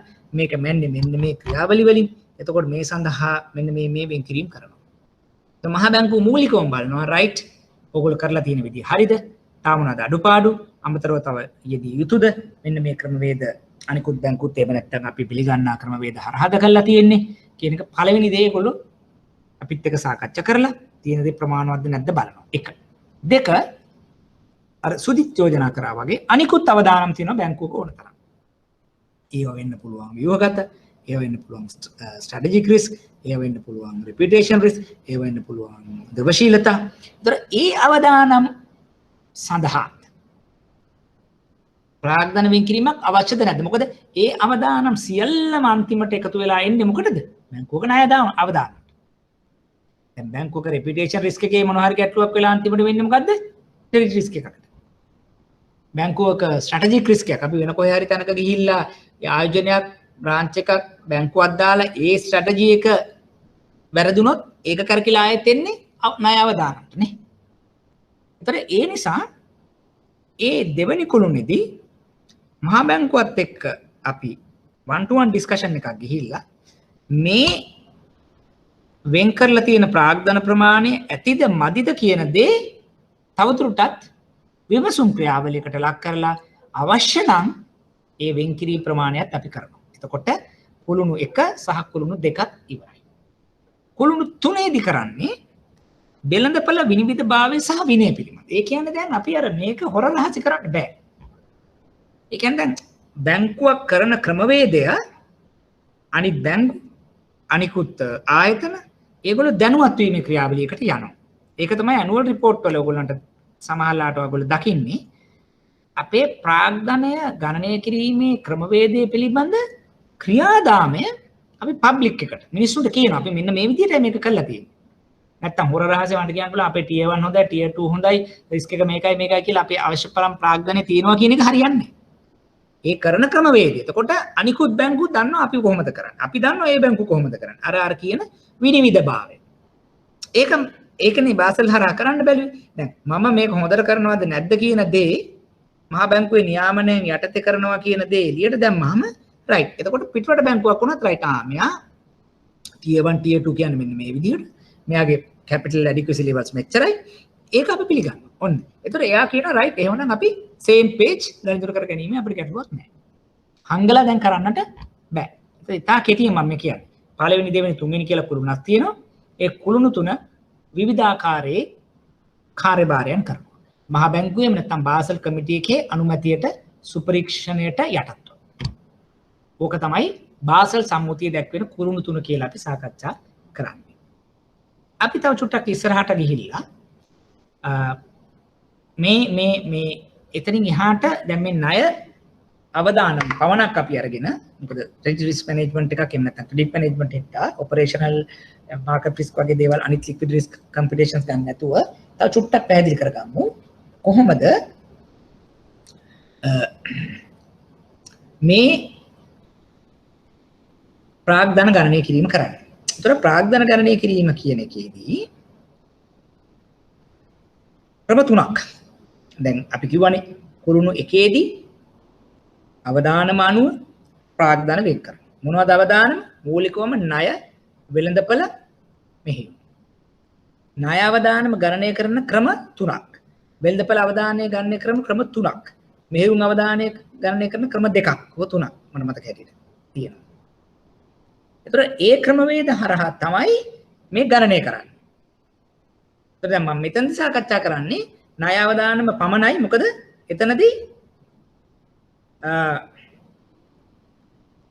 එතනදී මොකද දැන් කාලය එහෙම නැත්නම් අපේ සිලබස් එකේ තියෙන වපසරිය සම්බන්ධයෙන් මෙතනදී මම මේ නවත්තනවා මෙන්න මේ ටික විතරක් අපි ඉගෙන ගන්න. කොහොමද දැන් බාසල් සම්මුතිය අනුව මේ ණය අවදානම නැත්නම් ප්‍රාග්ධනය ගණනය කරන්නේ? ක්‍රම තුනක්. ප්‍රමිතිගත ක්‍රමය, මූලික ණය ශ්‍රේණි පදනම් ක්‍රමය, උසස් ණය ශ්‍රේණි පදනම් ක්‍රමය. තුනක් තියෙනවා. මම දැන් ඒ ක්‍රමවේද මොනවද කියන එක පැහැදිලි කරමු. එකක් කිව්ව ප්‍රමිතිගත, මූලික අභ්‍යන්තර ණය ශ්‍රේණි, ඒකම අපහු වෙන විදිහට කියනවා internal rating, advance internal rating. මේ කියන්නේ මම මේක මෙතනට යන්න කලින් පැහැදිලි කරන්න. දැන් මෙන්න මෙහෙමයි. දැන් අපි හිතන්නකෝ දැන් මොකක් හරි දැන් අවදානම තීරණය කරන්න ණය කළඹ අවදානම තීරණය කරන්න ගියාම අපි හිතමු ඉස්සර නම් මොකද්ද කිව්වේ? බැංකුවේ ණය කළඹ කොච්චරද? බිලියන 100යි. හරි. මූල්ම කාලේ බිලියන 100යි. ඕක බලලා දැන් අර මම මුලින්ම කිව්වනේ බැංකුව අතර යම් කිසි ගැටලු වෙනවා කියලා ප්‍රාග්ධන වෙන් කරන්නේ නැහැ කියලා. හරි. ඊට පස්සේ කිව්වා එහෙනම් 10%ක් අයින් කරන්න. ඒ මොකටද? ප්‍රාග්ධනය දැන් මගේ බැංකුවේ තියෙන්නේ ණය කළඹ 100 නම් 10%ක් 10 බිලියන් ප්‍රාග්ධනය හැටියට හැම වෙලෙම තියන්න කියලා කිව්වා. එතකොට එතනදී ප්‍රශ්නයක් ආවා. අපි තුමු HSBC යකෝ මගේ බිලියන 100යි. හැබැයි මේ බිලියන 100 අස්සේ හොඳමයි ඉන්නේ. ලෝකල් බැංකයක් අරගෙන ඒගොල්ලෝ බිලියන 100 හැබැයි මේකේ හොඳ නරක දෙකම ඉන්නවා. එතකොට ඔන්න කියන්න ගත්තා දැන් පෝර්ට්ෆෝලියෝ එක බලාගෙන බෙදන එක නම් එච්චර හොඳ වැඩක් නෙවෙයි. ඇත්තනේ. දැන් මම නරක ණයට දීලා බිලියන් 100ක් හදාගෙන මම අඩුවට පොලියට ණය දීලා මම ඉන්නවා. තව බැංකුවක් ඉන්නවා සුපිරිම කස්ටමර්ස්ලාට හදලා දීලා බිලියන 100 ඒගොල්ලොත් බිලියන 10ක් අයින් කරනවා. ඕක හොඳ නෑ කියලා කිව්වම එහෙනම් කිව්වා හරි. එහෙමනම් අපි යමු ඔය ණය කාලෙම ඇතුලේ තියෙන වත්කම් පන්ති මොනවද? ඇසෙට් ක්ලාස් අන්න. ඒ මොනවද? රජයට දීපු ණය, කෝපරේට්ස් වලට දීපු ණය, සුළු මධ්‍ය පරිමාණ කරුවන්ට දීපු ණය, රීටේල් කස්ටමර්ස්ලාට දීපු ණය, NPL වලට දීපු ණය ආන්න. එහෙම අය හොයාගෙන ඒ අයට අපි දාමු රිස්ක් වේට් එක. අවදානම මත බර තැබූ ප්‍රතිශතයක් තියමු කියලා කිව්වා. මම මේ තාම ප්‍රමිතිගත ක්‍රමය ගැන කියන්නේ. ඔන්න ඔය වගේ දෙයක්. මේ අවදානම් ප්‍රතිශතය 100 20 20 50 75 100 100 ආන්න එහෙම දාමු කියලා කිව්වා. කවුද මේක කරන්නේ? මේක ඒ බැංකුවට කරන්න බෑ. එක්ක මහ බැංකුවෙන් එහෙම නැත්නම් බාසල් කමිටුව එකෙන් ඒගොල්ලෝ තමයි මේක දෙන්නේ. මේ දෙන්නේ කොහොමද? අර මම මුලින්ම අපි සඳහන් කරා ඔයගොල්ලන්ට මතකද ණය ශ්‍රේණියකට කතා කරා. මේක අන්තර්ජාතික ආයතන වෙන්න පුළුවන් ණය ශ්‍රේණි ලබා දෙන ආයතන මගින් ලබා දෙන ක්‍රෙඩිට් රේටින් එක පදනම් කරගෙන කිව්වා මෙන්න මේ විදිහට අපි මේක බෙදමු. හරිද? එතකොට ඒ මොනවද? උදාහරණයක් ගත්තොත් රජයට දීපු ණය තියෙනවා නම් ඔයාගේ පෝර්ට්ෆෝලියෝ එකේ. ඒකේ 0.0යි. ප්‍රශ්නයක් නැහැ. ඒගොල්ලන්ගේ ගැටලුවක් නැහැ. ඊළඟට කිව්වා එහෙමනම් තව ඉන්නවද කට්ටිය අපි හිතමු off balance sheet LC bank guarantee ඒ වගේ exposures තිබ්බොත් ඒවට ලොකු exposure එකක් අවදානමක් එන්නේ නැහැනේ. ඒගොල්ලන්ට 20ක් ගන්න. ඒගොල්ලන්ගේ පෝර්ට්ෆෝලියෝ එකට. ඒ වගේම තමයි දීපල ණය දීපු නැත්නම් නිවාස ණය දීපු කොට්ටාසයක් ඉන්නවනම් ඒ පෝර්ට්ෆෝලියෝට 50ක් ගන්න. සුළු මධ්‍ය පරිමාණ කර්මාන්ත කරුවන්ට 75ක්. නැත්නම් රීටේල් ලෙන්ඩින් 75ක්. රජේ කෝපරේට්ස් big corporates දී පෝර්ට්ෆෝලියෝ තියෙනවනේ ඒකට 100ක් ගන්න. NPL customers 150ක් ගන්න. මේ මොකද්ද කරේ? දැන් මගේ ණය කලබ මුලින් තිබ්බ බිලියන 100යි. ඒකට මට මොකද කිව්වේ? 100 වැඩි කිරීම 10 ඔන්න ප්‍රාග්ධනය 10 බිලියන් කියලා කිව්වා. හැබැයි දැන් මේ ක්‍රමයේදී ඊට වඩා වෙනස් වුණා. මේ මොකද කරේ? මේ ක්‍රමයේදී මම උදාහරණයක් එක්කම පැහැදිලි කරන්න.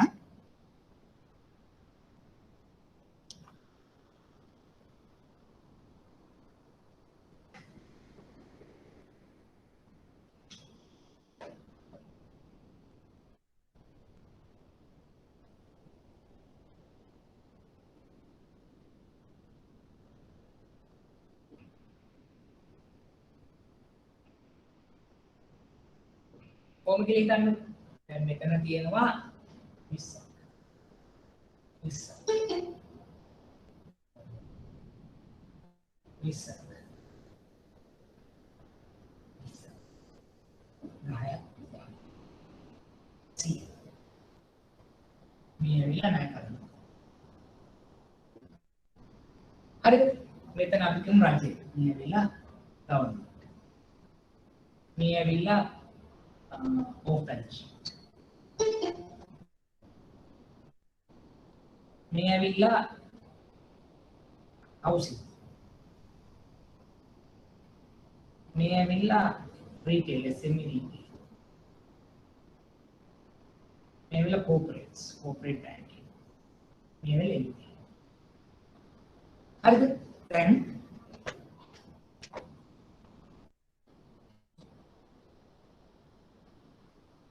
ඕක තේරෙන්නේ නැත්නම් කියන්නේ. දැන් කලින් ක්‍රමයේදී දැන් මට කියන්නේ හරි. එහෙම නැත්නම් මෙතන ඇවිල්ලා රිස්ක් වේට්ස්.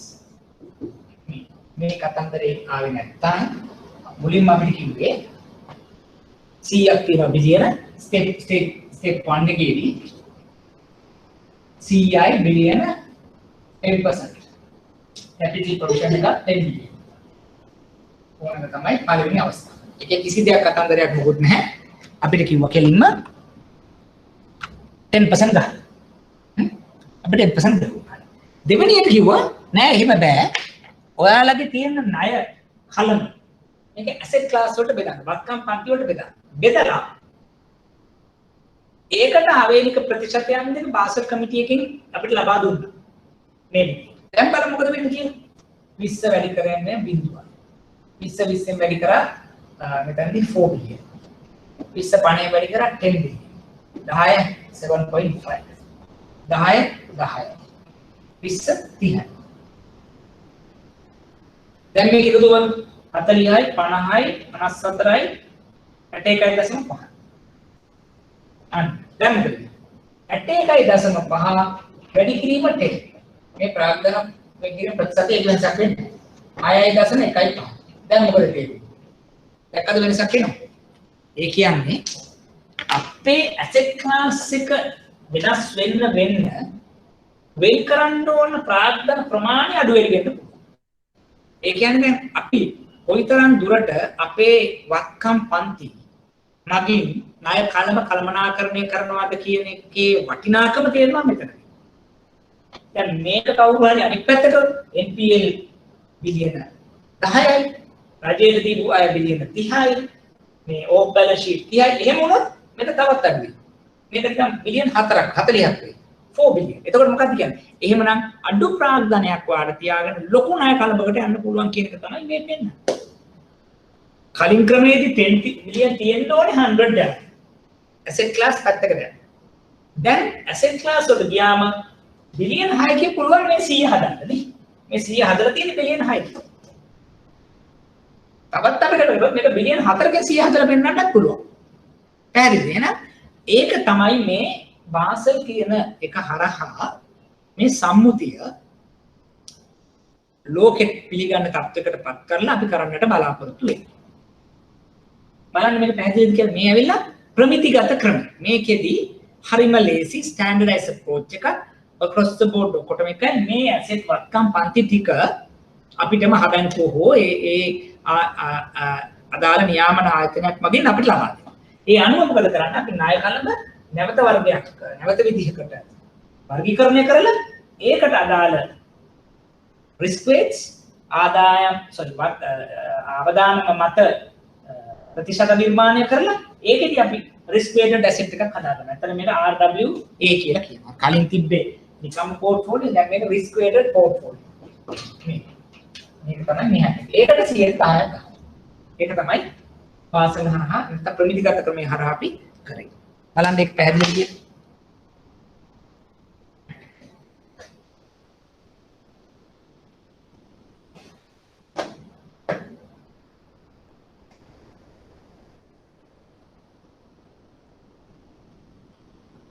තේරුණාද? සුජිත්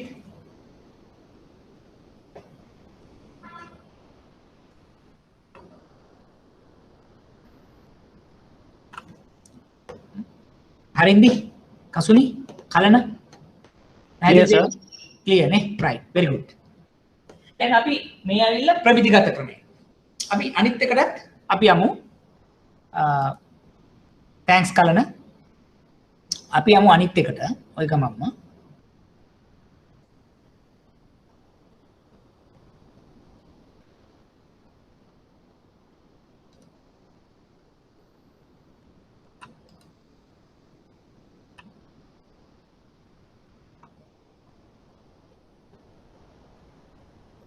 right දැන් සමහර වෙලාවට දැන් අපිට තවත් ක්‍රමවේද දෙකක් තියෙනවානේ අභ්‍යන්තරික ණය වර්ගීකරණ ක්‍රමය කියලා එකක්. මේකෙදි කියන්නේ මෙහෙම. සාමාන්‍යයෙන්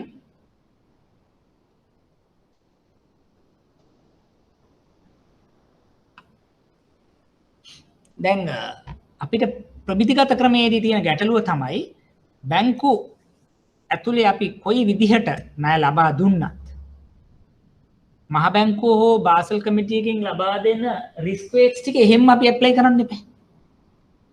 එහෙම නැතුව අපිට ඔප්ෂන් එකක් දෙනවා. අපේ තියෙනවනේ අභ්‍යන්තර ණය වර්ගීකරණ කිරීමේ ක්‍රමවේද. ඉන්ටර්නල් රේටින් අප්‍රෝච් එකක් අපේ තියෙනවනේ. ඒතකොට ඒක පිළිගන්න පුළුවන් මට්ටමකට අපි ගෙනාවොත්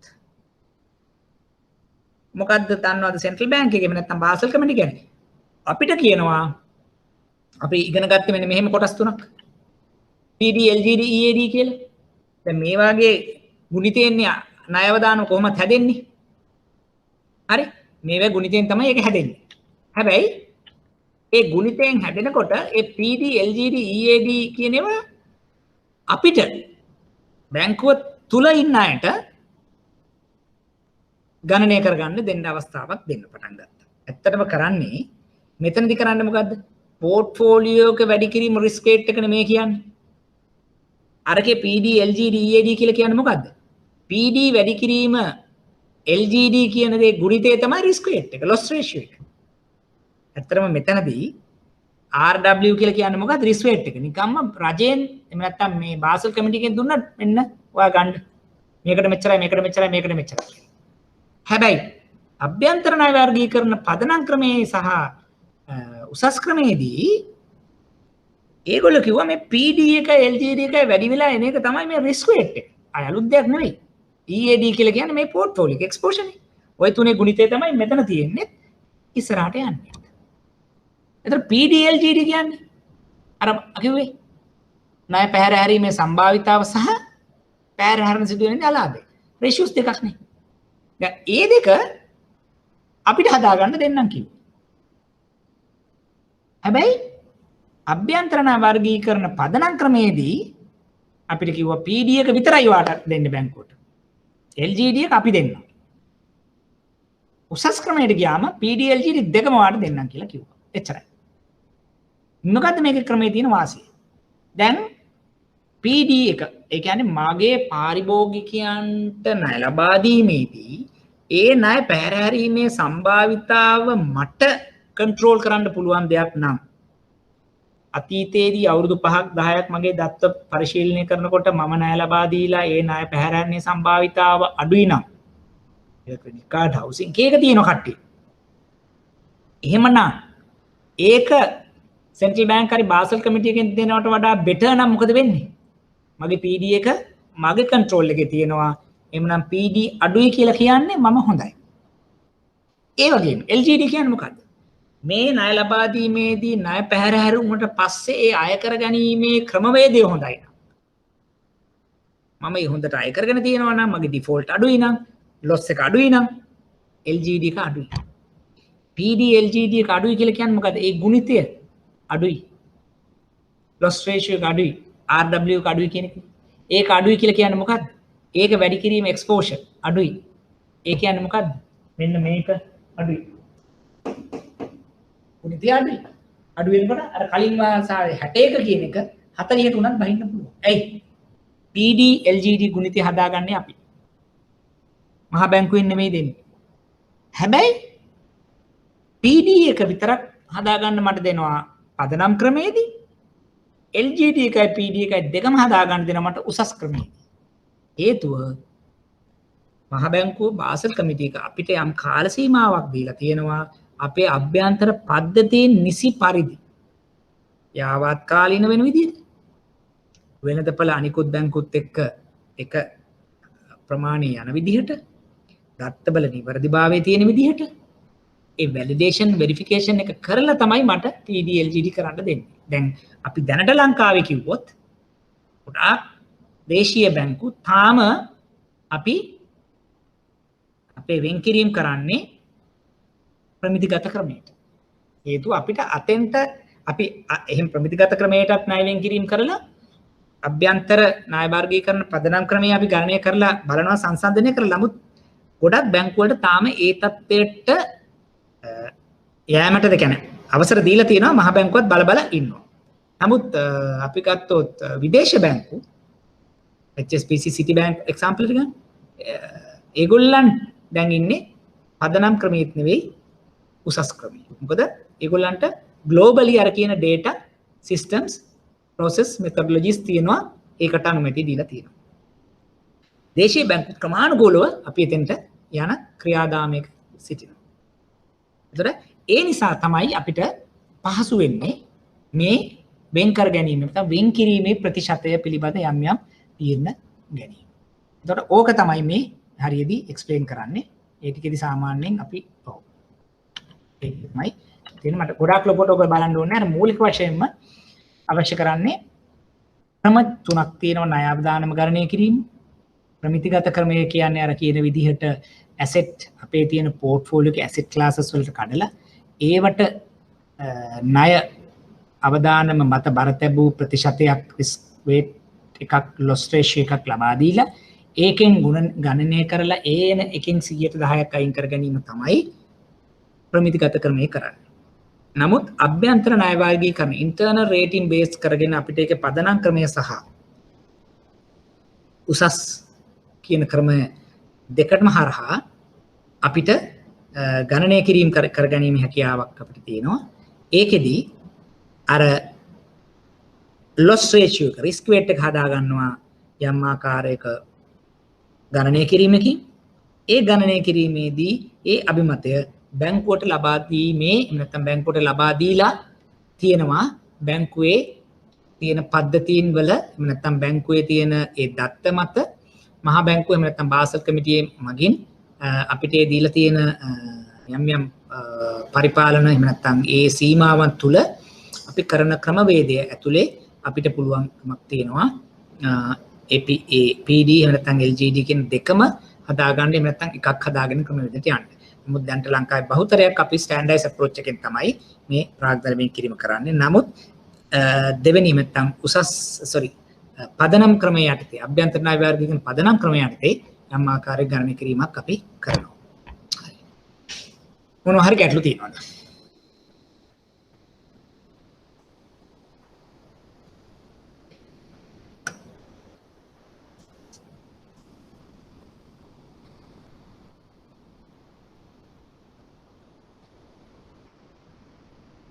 right මට එක විනාඩියක් දෙන්න ඊට පස්සේ අපි සාකච්ඡා කරමු කෙටිසට.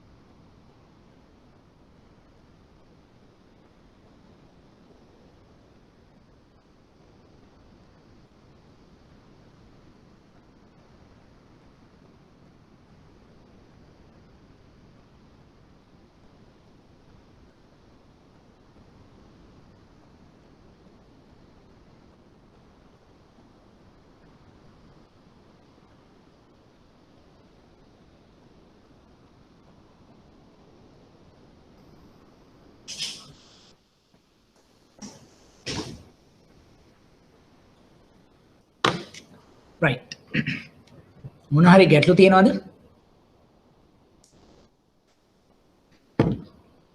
right එහෙනම් පොඩි මම වෙලාවක් ගන්නම් මෙතන ෂෝට් නෝට් එක පොඩ්ඩක් එක්ස්ප්ලেইন කරන්නම්.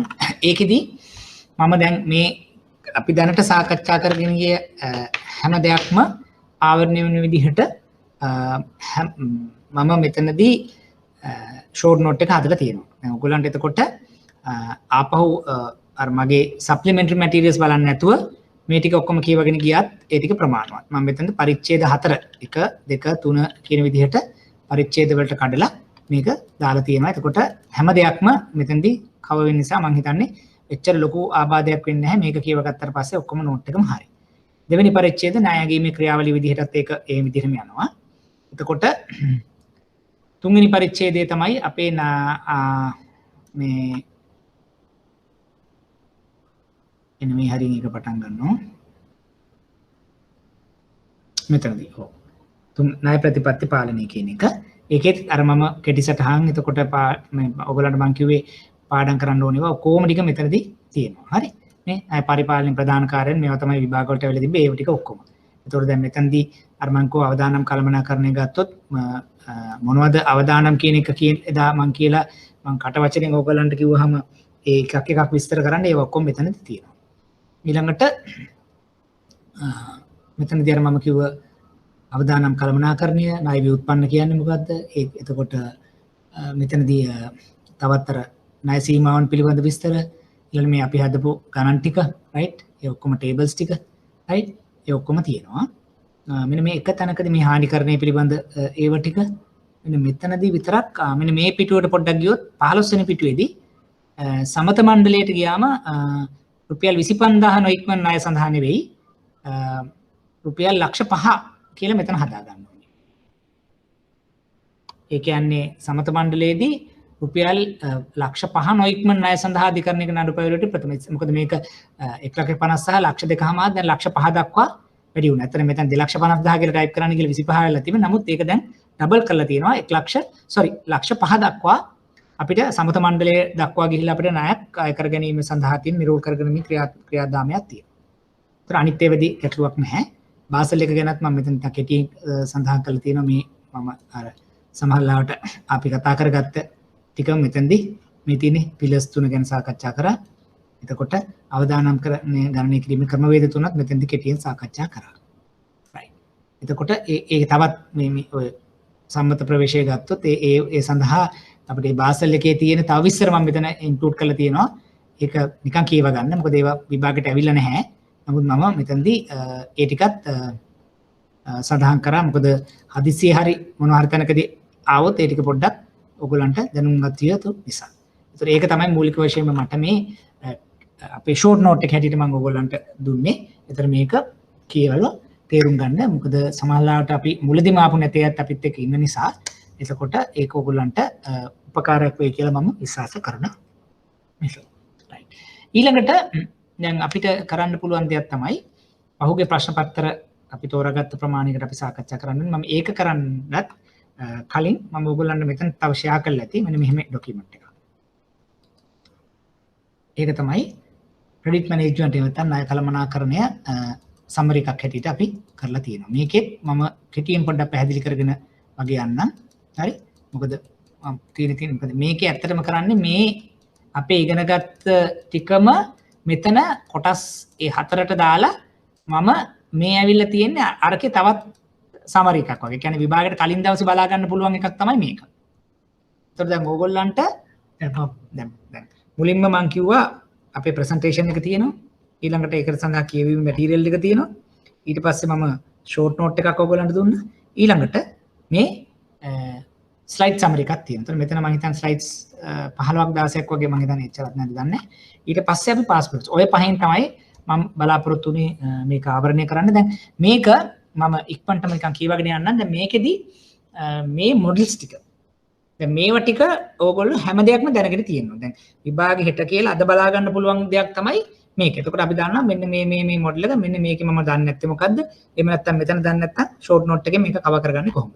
හරි? ඒ ටික තමයි අපි දැන් ඊට පස්සේ මොකද කරන්නේ? මේක කරලා ඉවර වෙනවත් එක්කම අපිට පුළුවන් තෝරාගත්ත පහුගිය ප්‍රශ්න පත්‍ර ටිකක් මම කරනවා. ඒතර ඕගොල්ලන්ගෙන් මම බලාපොරොත්තු වෙන්නේ අර පහුගිය ප්‍රශ්න පත්‍ර 7 අරගෙන මේ අදාළ කොටස් ටික ඔයගොල්ලෝ බලලා කියවලා ඒකට සූදානම් වෙන්න. දැන් අපි මූලිකව ඔයගොල්ලන්ට මතක නම් මෙන්න BCS මොඩල් එක. ඒ කියන්නේ borrower credit security model එක තමයි මම BCS model කියලා සාකච්ඡා කරන්නේ. ඒකෙදි TOB, TOS, TOC. ඊළඟට උඩින් දැම්මා 6C approach, MIFT approach. ඒතර මේ ටික මම ඔයගලන්ට එක කරලා ඇති. type of B කියලා කියන්නේ කවුද borrower, එයාගේ ස්වභාවය, එයාගේ ලක්ෂණ මොනවද කියලා. type of security කියලා කිව්වා movable, immovable, intangible කියලා જાතියක් තියෙනවා. ඒව ලබා ගන්න කොහොමද? lien එකක් හැටියට, උකසක් හැටියට අපි එහෙම නැත්නම් pledge එකක් හැටියට ඒ ගන්න විදිය. TOC කියලා කිව්වා direct indirect credit, fixed capital, working capital, long term loan, short term loan කියලා කාරණා 8කට අපි මේක සාකච්ඡා කරා. ඒතර මේවා වෙන වෙනම අපි සාකච්ඡා කරා. ඊළඟට අපි 6C approach එක කියලා එකක් සාකච්ඡා කරා. මතක නම් අපි character, capacity, cash flow, collateral, capital, condition. ඊළඟ MIFT model එකේ සාකච්ඡා කරා management, industry, financial, environment, risk mitigants, terms and condition. මතකයි නේද? එතකොට දැන් 6C කියන එක දැනගන්න ඕනේ, MIFT දැනගන්න ඕනේ, මේ columns ටික දැනගන්න ඕනේ. ඒතර BCS model එක අපි ඉවරයි. ඒතර BCS model එක කියන්නේ මොකක්ද කියලා අලුතෙන් දන්නේ නැත්නම් ඔයාගේ chapter 1 එකට chapter 1 එකේ මේ ඔක්කොම ටික තියෙනවා. 6C MIFT කියන එක chapter 2 එකේ පටන් ගන්න ඒ ටික. ඒ ටික තේරෙන්නේ නැත්නම් presentation එකට ගියා. presentation එකේ තවත් මේක පැහැදිලි.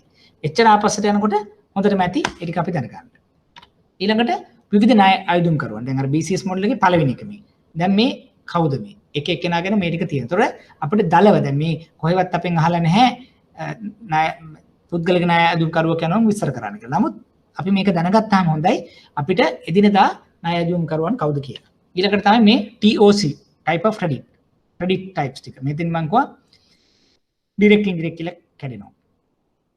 asset fee cash flow base කියලා අපි වෙනම කැඩෙනවා. ඒ කියන්නේ වත්කම් මත එහෙම නැත්නම් සුරුකුම් මත එහෙම නැත්නම් මූල්‍ය ප්‍රවාහ මත එහෙම නැත්නම් අනිකුත් ගාස්තු මත පදනම් වෙච්ච ණය කියන එක තමයි මේ කිව්වේ.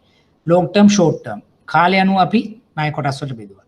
consumer category ඒ කියන්නේ corporate retail SME කියලා කැඩුවා. special purpose කියලා අපි කැඩුවා. micro financing syndication loan මතකයිනේ ඔයගොල්ලන්ට project financing කියලා. කාරක ප්‍රාග්ධනය කියලා අපි කැඩුවා. fixed capital කියලා long term loan, bridging loan, hire purchase, leasing කියලා එතන කැඩුවා. international trade කියලා එකක් කැඩුවා. ඒක තමයි LC, IFL, packing credit වගේ ඒක කඩාගත්තා. එතකොට මේ කියන්නේ කොටස් 8කින් අපි මේක ඉගෙන ගත්තා අපේ type of credits එහෙම නැත්නම් ණය තවදුරටත් වර්ගීකරණය ක්‍රමවේදය. මේ අර asset based lending එක කොටස් 4කට. වත්කම් මත, මූල්‍ය ප්‍රවාහ මත, ගාස්තු මත, ව්‍යාපෘති ණය. ඔයගොල්ලන්ට මතක නම් මේ හතර සාකච්ඡා කරා. මේගොල්ලන්ගේ ලක්ෂණ සාකච්ඡා කරා. අර උදාහරණ සාකච්ඡා කරා. ඊළඟට products මම කිව්වා මොනවා හරි product එකක් විස්තර කරන්න දෙනකොට මෙන්න මේ ටික අපි දැනගන්න ඕනේ. product එකේ නම, ඒකේ වාසි අවාසි, අවදානම්, ඒ පිළිබඳ උදාහරණයක්, ඒකේ ලක්ෂණ ටික. එතකොට අපි සාමාන්‍ය product එකක් විස්තර කරනකොට ලකුණු දෙනවා කියලා කිව්වම points 4ක් ලියන්න ඕනේ. ඒ points 4ට ලකුණු 5ක් අපිට ගන්න පුළුවන්. එතකොට මෙන්න මේ හතර සූදානම් වෙලා යන්න ඕනේ. ඊළඟට products 10ක් 12ක් වත් අපි කටපාඩම් කරගෙන යන්න ඕනේ විභාගෙට යනකොට. ඊළඟට type of security සුරකුම් වර්ග ගැන අපි සාකච්ඡා කරා. ඒ කියන්නේ අපි දීපල හරි ඊළඟට vehicle එහෙම නැත්නම් machinery එහෙම නැත්නම් තොගය එහෙම නැත්නම් cash and kind ඒ කියන්නේ මුදල් හා මුදල් සමාන shares personal guarantee corporate guarantee මතකයිනේ ඔකට දැන් මෙන්න මේ එතකොට සුරකුම් කියන්නේ මොනවද? සුරකුමක ලක්ෂණ ආදී ඉගෙන ගත්තා. සුරකම් ලබා ගැනීම වාසිය වාසි ලබා ගන්නාට ලබා දෙන්නාට එතකොට සුරකුම් වර්ග එතකොට ඒ සුරකුම් වර්ග ලබා ගන්නා ක්‍රමවේද ලියම උකස නැත්නම් ඔඩපණය ඒ විදිහට අපි ඉගෙන ගත්තා. හරි ඒක section 1 එකේ පළවෙනි පරිච්ඡේදයේදී අපි වෙනම section එකක් සාකච්ඡා කරා. ඒතකොට ඒක ඔයගොල්ලෝ දැනගන්න ඕනේ. ඊළඟට දැන් BCS model එක මම කිව්වා තවදුරටත් විකාශනය වෙන විදිහ. අපි රූප සටහන් මේක පැහැදිලි කරලා පන්තියේ සාකච්ඡා කරලා අපි සෑහෙන දැනුමක් ලබා ගත්තා. කොහොමද? මුලින්ම මොකක්ද සෙක්ට් එකක් තියෙනවා. ඒ සෙක්ට් එකක ඉන්න බිස්නස් ඇක්ටිවිටි එකක් ඊට උඩින් එනවා. ඒ බිස්නස් ඇක්ටිවිටි එකේ දේ කරන බරෝස්ලා ගොඩාක් වටේට ඉන්නවා. ඒ බරෝස්ලට අපිට එක එක වර්ගයේ ණය ලබා දීම හැකියාවක් තියෙනවා. එක එක වර්ගයේ ණය ලබා දීම වලදී ඒ සඳහා ලබා ගන්න සුරකුම් රාශියක් තියෙනවා. එතකොට අපි මොකද්ද මේ BCS මොඩල් එකේදී කරන්නේ? මෙන්න මේ කියන ඒ සයිකල්ස් හරහා ගිහිල්ලා අපිට හොඳම ආකාරයට සම්බන්ධීකරණයක් එහෙම නැත්නම් සංකලනයක් ඇති කරගන්න. මේකට අපි කියනවා BCS මොඩල් එක. දැන් මේ අපි සාකච්ඡා කරා එක එක සාකච්ඡා කළා අපි අන්තිමට ඇවිල්ලා නතර වුණා මෙන්න මේ වගේ රූප සටහනක් එහෙම නැත්නම් මේ වගේ කතන්දරයක් එක්ක. හරි. right section 2 එකට යන්න කලින් මේකේ මොනවා හරි ගැටලු තියෙනවද? මේකේ මොනවා හරි දන්නේ නැති කොටස් නැත්නම් අපහැදිලි කොටස් ආවද?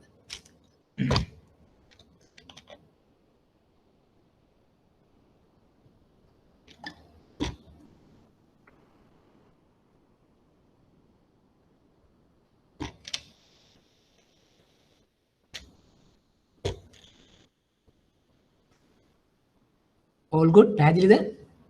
සුජිත් clear? කලන හරින්දි ඉෂානි අචිනි සමහර අය මාත් එක්ක මුලින් ඉඳන් ඉන්න ඇති සමහර අය ඉන්නේ නැතුව ඇති නමුත් මම අර රීකැප් එකක් හැටියට මේ රිවිෂන් එක කරේ. ඒතර ඔයගොල්ලෝ දන්නවා මොනවද ඔයගොල්ලෝ ආවරණය කරගන්න ඕනේ. මොකද මේ ටික දැනගත්තොත් හොඳටම ඇති. ඒ කියන්නේ විභාගේ සම්බන්ධයෙන් මේ ටික කරගන්නවා කියන්නේ 60 70ක් මෙතනම කවර්ඩ් කියන එක. right කලන thank you. අපි දැන් ඊළඟ එකට ගියොත් section 2 section 2 පටන් ගන්නවා කේවල ණය ගීමෙන්. ඔයගොල්ලන්ට මතක නම් මෙන්න මේ 6. දැන් මේකෙදි මම කිව්වා C6 මොකද්ද? එතකොට C6 ලිස්ට් කරන්න, C6 විස්තර කරන්න, right? එතකොට C6 කියන එක අලුතෙන් පුද්ගලයෙක් වෙනවා නම් කොහොමද C6 දාන්නේ? ලෝන් එකක් රිජෙක්ට් කරනවා නම් අපි කොහොමද C6 දාන්නේ? ලෝන් එකක් රීෂෙඩියුල් කරනවා නම් කොහොමද C6 දාන්නේ? ලෝන් එකක් රිකවර් එහෙම නැත්නම් ෆලෝ අප් කරනකොට C6 දාන්නේ කොහොමද? කියන එක ඔය අවස්ථා හතරේදී අපි ඒක ඉගෙන ගමු කියලා කිව්වා. මතකයිනේ? එතකොට චරිතය, ශක්්‍යතාවය, මූල ප්‍රවාහයන්, ප්‍රාග්ධනය, බාහිර තත්ත්වයන්, සුරුකම්. එතකොට දැන් මේ section 2 එකේ මේ එකක් ගැන දීර්ඝ විස්තර තියෙනවා. ඒක ඔයගොල්ලෝ දැනගන්න ඕනේ. ඒ සඳහා දැන් අපි short note ලියන්න පුළුවන් වෙන්න ඕනේ. කෙටි ප්‍රශ්න වලට මේක පුළුවන් වෙන්න ඕනේ. ඒ වගේම තමයි අර මම කියන වගේ පුද්ගලයෙක් ණයක් ලබා ගැනීමේදී අපි කොහොමද C6 පාවිච්චි කරලා ඒ ණය ඇගීම කරන්නේ. ඒ වගේම තමයි ලෝන් එකක් රිජෙක්ට් වුණොත් එම අපි කොහොමද C6 පාවිච්චි කරලා ඒ රිජෙක්ට් වෙච්ච ලෝන් එක නැවත අනුමත කරන තත්ත්වයට ගේන්නේ. එහෙම නැත්නම් ණයලාභියෙක් ණය පැහැරහැරන අවස්ථාව කියලා ණය රීස්ට්‍රක්චර් එකක් කරන්න ගියාම කොහොමද C6 පාවිච්චි කරන්නේ. ඒ වගේම තමයි අපි කොහොමද සාමාන්‍යයෙන් බෑඩ් ලෝන් එකක් වගේ වෙනකොට ඒක ෆලෝ අප් කරන්න වගේ අපි කොහොමද C6 පාවිච්චි කරන්නේ. හරි අන්න ඒ වගේ විවිධ අවස්ථාවන් සඳහා C6 යොදාගන්නේ කොහොමද කියන එක අපි දැනුවත් වෙන්න අවශ්‍යයි. ඊළඟ ආයතනික ණය ගැනීම මම කිව්වා මිෆඩ් කියලා මොඩල් එකක් තියෙනවා. ඒකෙදි මෙන්න මේ කාරණා. M අකුර කියලා කියන්නේ කළමනාකාරීත්වය හා මෙහෙයුම. I කර්මාන්ත හා නිපැයුම. සේවා සඳහා වෙළඳපොළ. F මූල්‍ය තත්ත්වය. බාහිර පාරිසරික තත්ත්වයන් environment. අවදානම් තත්ත්වයන් හය සඳහා පාලන මාර්ග risk and mitigation. කොන්දේසි terms and conditions. එතකොට අපි අනිවාර්යයෙන්ම ආයතනික ණය ගැනීම සඳහා තියෙන ක්‍රියාවලිය දන්නවා. මේ එකක් මොකක්ද කියලා විස්තර කරන්න දන්නවා. මේ යට තියෙන සබ් ටොපික් එකක් ගැන සාකච්ඡා කරන්න දන්නවා. එතකොට මේ දේ කරන්නට අපිට අවශ්‍ය කරන මූල්‍ය නොවන ණය ඇඟවීම් ගැනත් අපි සාකච්ඡා කරනවා. මොකද්ද? දැන් මේ M අකුර, I අකුර, E අකුර, R E අකුර කියන තුන තවදුරටත් හඳාලීම සඳහා අපිට ක්‍රියාමාර්ග තියෙනවා. එතකොට F අකුර හඳුනීම මූල්‍ය ක්‍රියාකාරීත්වය හඳුනා ගැනීම සඳහා අපි P&L balance sheet cash flow පිළිබඳ දීර්ඝ විස්තරයක් අපි සාකච්ඡා කරා. එතකොට ණය ඇඟීමේ යොදා ගන්න මූල්‍ය නොවන මේවල මොනවද? SWOT SWOT analysis. ශක්ති, දුර්වලතා, අවස්ථා, තර්ජන. එතකොට SWOT එක කියන්නේ මොකද්ද? ඒක විස්තර කරන්න. එතකොට SWOT එකක් අපි කොහොම හරි තියෙන අවස්ථාවක ආයතනයකට එහෙම නැත්නම් SWOT එකක් අවස්ථාවකට ඇප්ලයි කරන්න කියලා කිව්වොත් ඒක අපි විභාගෙදි දැන ගන්න ඕනේ. ඊළඟට ආයතනයක් එහෙම නැත්නම් ක්ෂේත්‍රයක් තුල අපි කොහොමද පෙස්ටල් එක political, economical, social, legal, technical, environmental. මේ හය මොකද්ද? එකක් විස්තර කරන්න. මොනවා හරි සෙක්ටර් එකකට tourism වෙන්න පුළුවන්, construction වෙන්න පුළුවන්, එහෙම නැත්නම් ටී වෙන්න පුළුවන්. හරි. ඒ වගේ සෙක්ටර් එකකට මේක ඇප්ලයි කරන්නේ කොහොමද කියලා අපි ක්ලාස් එකේ කරා. ඒක පැහැදිලි කරගන්නට ඕනේ විභාගෙදී ආවොත්. ඊළඟට වෙළඳපොළ තුල තියෙන තරගකාරීත්වය. පෝට් එකේ පංචබල ආකෘතිය තුලින් පැහැදිලි කරන්න. මොනවද පංචබල ආකෘතිය? එකක් පැහැදිලි කරන්න. එතකොට කොහොමද මේක ඉන්ඩස්ට්‍රි එකකට අපි ඒකත් ක්ලාස් එකේ කරා උදාහරණයක් කරගෙන ඒක අපි high the medium the low the කියලා අපි ඒ එක ආකෘතියේ අයිතමයන් වෙන අනුව අපි කියන high වැඩි නම් ඒක රිස්කි වැඩි, high අඩුයි නම් රිස්කි අඩුයි. එතකොට තරඟකාරීත්වය අඩුද වැඩිද කියන්නේ අපි තීරණය කරගත්තේ ඒ විදිහට.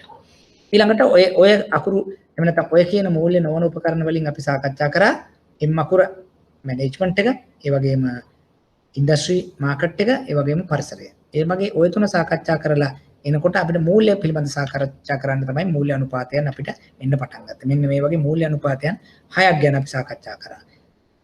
Profitability, liquidity, efficiency, market performance, leverage gearing. එතකොට මේක සඳහා අවශ්‍ය කරන මූල්‍ය වාර්තා තුනයි P&L, balance sheet, cash flow. එතකොට ඒවා මොනවද? ඒවා විස්තර කරන්න, ඒකේ වටිනාකම්, වැදගත්කම් මොනවද? ඊළඟට අපි කිව්වා ලාභදායකත්වය කියන්නේ මොකද්ද? එතකොට ලාභදායකත්වයේ තියෙන අනුපාත මොනවද? ඒවා ගණනය කරන්නේ කොහොමද? ද්‍රව්‍යශීලතාවය කියන්නේ මොකද්ද? අනුපාත මොනවද? ගණනය කරන්නේ කොහොමද? ඒ වගේ මේ සියලුම දේවල් සම්පූර්ණ ගානක් අපිට දිගටම ඇවිල්ලා තියෙන. එතකොට උපරිම ලකුණු 20ක කොටසකට මේක එනවා. ඒතර ඔයගොල්ලන්ට මතක නම් අපි කිව්වා මූල්‍ය නොවන නෙවෙයි මූල්‍ය මෙවලම් ටිකක් තියෙන. එකක් තමයි අනුපාත විශ්ලේෂණය, අනිත් එක තිරස් විශ්ලේෂණය, අනිත් එක සිරස් විශ්ලේෂණය, අනිත් එක ප්‍රවණතා විශ්ලේෂණය කියලා හතරක් උපකරණ හතරක් ගැන අපි සාකච්ඡා කරා. ඒතර ඒක මගේ නෝට් එකේ තියෙනවා. පොඩ්ඩක් ඒක දැනුම්වත් වෙන්න පාස් පේපර්ස් වලත් ඒක තියෙනවා. මොකද අපිට ඒ විදිහටම අහලා තිබුණා සමහර ප්‍රශ්න. ඊළඟට බ්‍රේක් ඊවන්. එහෙම නැත්නම් මේ බ්‍රේක් ඊවන් පොයින්ට් එක බ්‍රේක් ඊවන් ඇනලිසිස් කියන එකත් අපිට සමච්ඡේද ලක්ෂ්‍ය විශ්ලේෂණයත් විටින් විට අපි අහලා තිබුණා. ඒකෙදී ඔයගොල්ලෝ දැනගන්න ඕනේ කියලා කිව්වා ඩෙෆිනිෂන් එක. කොහොමද අර්ථ දැක්වීම රූප සටහන් ආකාරයෙන් සියලුම දේවල් පැහැදිලි කරලා දුන්න ප්‍රසන්ටේෂන් එකේ තියෙනවා මගේ නෝට් එකේ තියෙනවා. මොනවද key terminology මොනවද මූලික වචන ටික වැදගත්ම වචන ටික. ඒ කියන්නේ break even point එක මොකද්ද? විචාල්‍ය පිරිවැය කියන්නේ මොකද්ද? ස්ථාවර පිරිවැය කියන්නේ මොකද්ද? එහෙම නැත්නම් අපි එතනදි සාකච්ඡා කරනවා අපේක්ෂිත ලාභය කොහොමද මේව කරගන්නේ? හරි ඒ වගේ අපි සමීකරණ 6ක් අපි ඉගෙන ගන්නවා. මේ සමීකරණ ටික තමයි computation BEP MOS TP PV ratios. ඒ ටික ඔක්කොම අපි දැනගන්න ඕනේ. ඊළඟට ඒකේ තියෙන limitations මොනවද? application මොනවද? මේකේ තියෙන සීමාවන් මොනවද? ඒ වගේම මේකේ උදාහරණ සහිතව මේක කොහොමද පාවිච්චි වෙන්නේ කියන එක අපි දැනගන්න ඕනේ BEP ගැන සාකච්ඡා කරනකොට. මේ chart එක අනිවාර්යෙන් අඳින්න ඕනේ කියලා කිව්වම මම ඇඳලා සමහරවිට ඒ ගැන විස්තරයක් කරන්න පුළුවන් වෙන්න ඕනේ. ඊළඟට තමයි කාරක ප්‍රාග්ධන කළමනාකරණය. ඒකෙදිත් අත දැක්වීම. මොකද්ද දල කාරක ප්‍රාග්ධනය? මොකද්ද ශුද්ධ කාරක ප්‍රාග්ධනය? ඊළඟට ඒකේ තියෙන අනුපාත. මූල්‍ය අනුපාත විශ්ලේෂණයත් අපි ඉගෙන ගත්තා. ද්‍රව්‍යශීලතා සහ කාර්යක්ෂමතා. කොහොමද හදන්නේ? මොනවද ඒකේ වැදගත්කම? එක කම්පියුටේෂන් කරන්න දැනගන්න ඕනේ කොහොමද මූල්‍ය චක්‍රය, මෙහෙයුම් චක්‍රය. ඇයි වැදගත් වෙන්නේ කාරක ප්‍රාග්ධන කළමනාකරණය? ඒ වගේම කාරක ප්‍රාග්ධන කළමනාකරණය හරියට නොකරනකොට තියෙන මොනවද issues? ඒ වගේම තමයි කොහොමද ඒක රෙමඩි කරන්නේ. හරි? ඕවර් ට්‍රේඩින් කියන එක තමයි ගොඩක් වෙලාවට අහලා තියෙන්නේ. ඒක අපි කටපාඩමින් දැනගන්නට අවශ්‍යයි. ඊළඟට section 2 ඉවර වෙනවා. එතකොට section 2 වල මොනවා හරි ගැටලු තියෙනවද? අඩුපාඩු තියෙනවද? දැනගත යුතු කරුණු තියෙනවද? සුජිත් හරින්දි?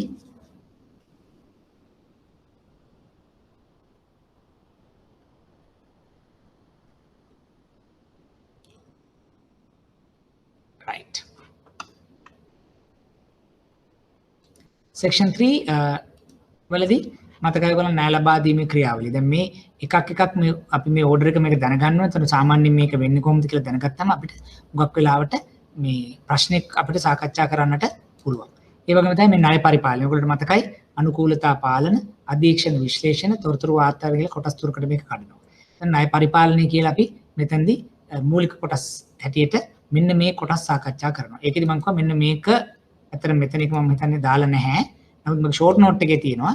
මීට අමතරව ණය පරිපාලන දෙපාර්තමේන්තුව මගින් ක්‍රියාත්මක වෙන කාර්යභාරයන් 6ක් නැත්නම් 7ක් ඉගෙන ගත්තා. ඒක නම් අනිවාර්යයි. මොකද පහුගිය ප්‍රශ්න වලට ඒ විදිහටම අපෙන් එක අහලා තියෙනවා. ඊළඟට මෙතනදී මෙන්න මේක. මහා බැංකුවේ මූල්‍ය මණ්ඩලයෙන් නිකුත් කර නිර්දේශ විධාන අපි 4ක්. 1 2 3 4. මේකේ අපි එකක් ගැන ඉතාම ගැඹුරටම ගිහිල්ලා සාකච්ඡා කරා. එතකොට මේ හතරම අපි දැනගන්න ඕනේ කෙටි සටහන් ලියන්න. හරි? එතකොට ෆස්ට් පේපර් එකටත් එන අවස්ථා තියෙනවා. ඒ ටික අපිට ගණන් වලට දැනගන්නට අවශ්‍යයි. section 4 එකට ගියාම ණය අවදානම් කළමනාකරණය, අවදානම් කළමනාකරණ දෙපාර්තමේන්තුවේ කාර්යභාරය, එතකොට අවදානම් කළමනාකරණ රාමුව, හරි? ඊළඟට අවදානම් මත බලපාන ප්‍රධාන සාධක ටික, රයිට්? මේ ටික අපි සාකච්ඡා කරා. ඒත් ඊළඟේම අවදානම් කළමනාකරණයේ තුල තියෙන අනිකුත් අවදානම්. දැන් මේකේ මම කිව්වේ දීර්ඝ විස්තර ටිකක් මම අරගෙන තියෙනවා එකක් කියන්නේ මොකක්ද කියලා. ඒ ටික අපි දැනගන්නට අවශ්‍යයි. මොකද මම මෙතනදී බාසල් මෙතෙන්ට ගෙනාවේ නැහැ. මොකද ඒ වගේ ප්‍රශ්න දැන්ට මේ ඇවිල්ලා නැති නිසා. නමුත් මගේ අර කෙටි සටහනේ ඒ සියලුම දේවල් සම්බන්ධ වෙනවා. එතකොට ඕ ටික තමයි මට මූලික වශයෙන්ම රිවිෂන්. ඒ කියන්නේ මෙන්න මේ හඳුන්වා දීමක් හැටියට. මොකද අපි කොටස් 5කින් තමයි ආවරණය වෙන්නේ අපේ පාඩම් ක්‍රමවේදය. එතකොට ඕගොල්ලන්ට එකක් බැරි වුණත් දැන් රිවර්ස් එකට යන්න පුළුවන් වුණත් මම කිව්වේ මුලින්ම පසුගිය අවුරුදු 7 ප්‍රශ්න පත්‍ර ටික ගන්න. එතකොට ඒ ටික සාකච්ඡා කරන ගමන් ඉමීඩියට් නැත්නම් ක්‍රෙඩිට් මැනේජ්මන්ට් සමරි එකෙන් ඕගොල්ලන්ට බලාගෙන ඒක දෙන්න පුළුවන්. එතනින් යන්න පුළුවන් ෂෝට් නෝට් එකට, එතනින් යන්න පුළුවන් ප්‍රසන්ටේෂන් එකට, එතනින් යන්න පුළුවන් ලොන්ග් නෝට් එකට. එතකොට ඒ ලොන්ග් නෝට් එකට ඇත්තටම අවශ්‍ය වෙන්නේ නැහැ, ප්‍රසන්ටේෂන් එකට අවශ්‍ය වෙන්නේ නැහැ. Short note, summary and pass papers වලින් අපිට අද ඉඳන් වැඩ කරත් අපිට ඔය ටික කොට දා ගන්න පුළුවන්. ගැටලුවක් නැහැ. හරි. එතකොට දැන් මගේ ටාගට් එක තියෙන්නේ දැන් අපි එන සතියේ හෝ 2 හෝ 3 තුල දැන් මේ කියන මෑත කාලීනව අපිට අවුරුදු 3 හෝ 4 තුල මම තෝරාගත්ත ප්‍රශ්න පත්‍ර වලින් ප්‍රශ්න ටිකක් ඔයගොල්ලොත් එක්ක සාකච්ඡා කරනවා. එතකොට ඕගොල්ලන්ට ඊට අමතරව අපි හිතමුකෝ දැන් මෙන්න මේ ඒරියාස් වල මෙන්න මේ වගේ තියෙනවා කියලා මට කිව්වනම් ඒ ප්‍රශ්න සාකච්ඡා කිරීමේදී මම තවදුරටත් ඒක පැහැදිලි කරගෙන යන්න පුළුවන්. නැත්තම් මිස් වෙන්න තියෙන chance එක වැඩි. මම හිතනවා මේ ටික තමයි අවශ්‍ය කියලා. නමුත් ඔයාලගේ හිතන්න දේ ඊට වඩා වෙනස් දෙයක් නම් මට ඒක චුට්ටක් ඒක පැහැදිලි කරගන්නට ඕනේ. එතකොට අපිට පහසුයි ඒ ටික මට කරගන්න. මම කෝකටත් අවශ්‍ය නම් මගේ නම්බර් එකත් මම මෙතන දාලා තියන්නම්. මට ටෙක්ස්ට් එකක් හරි දාන්න. මේ මෙන්න මේ සතිය ඇතුළත මෙන්න මේ ටිකක් ආවරණය වෙන්න ඕන කියන එක අර ප්‍රශ්න පත්‍ර සාකච්ඡා කරනකොට. හරි.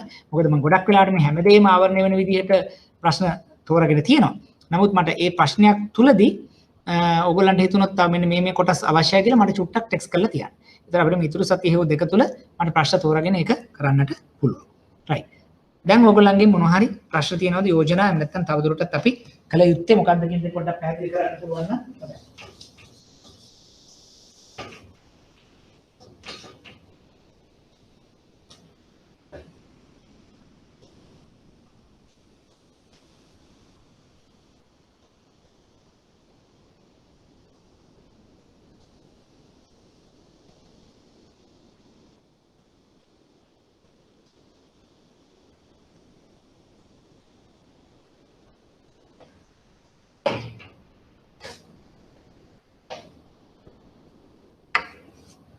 මොනවද තියෙන්නේ? දැන්ට සූදානම් වෙලාද ඔයගොල්ලෝ තියෙන්නේ? ඒ කියන්නේ පාස් පේපර්ස් එකම එකතු කරගෙන ගත්තද? නෝට්ස් එක නම් ගොඩක් වෙලාවට ඔයගොල්ලෝ කොලෙක්ට් කරගෙන ඇති. මොකද මේකෙම තියෙන නිසා. කොහොමද ඔයගොල්ලෝ දැනට ඒ සම්බන්ධයෙන් අදහසක ඉන්නවද? මම දන්න තරමට විභාගේ මැයි අන්තිමට වගේ තියෙයි. රිසල්ට්ස් මම හිතන්නේ අප්‍රේල් මැද වගේ වෙනකොටත් ඒවි. ඒගොල්ලෝ try කරනවා මම හිතන්නේ අවුරුද්දකට කලින් දෙන්න. ඒ වුණත් අපිට මම හිතන්නේ පහසුයි. නැත්නම් ඔයගොල්ලන්ට කාලයක් තියෙන්නත් එපේ.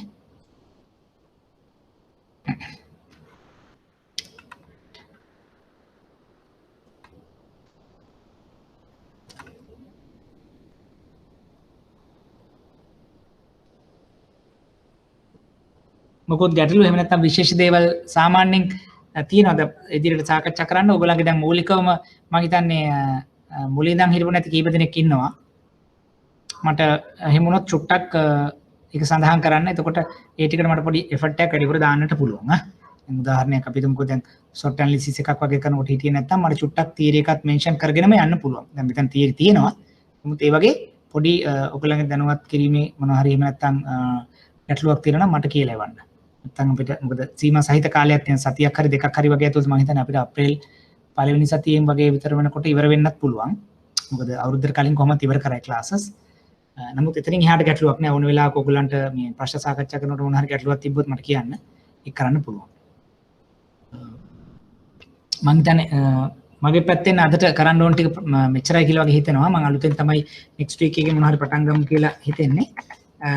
මොන හරි තියෙනවා නම් ඔයගලන්ට දැන් යෝජනා කරන්න පුළුවන්. නැත්නම් අපිට අදට මෙතනින් ක්ලාස් එක නවත්තලා මේ ඊළඟ සතිය පටන් ගන්න පුළුවන්.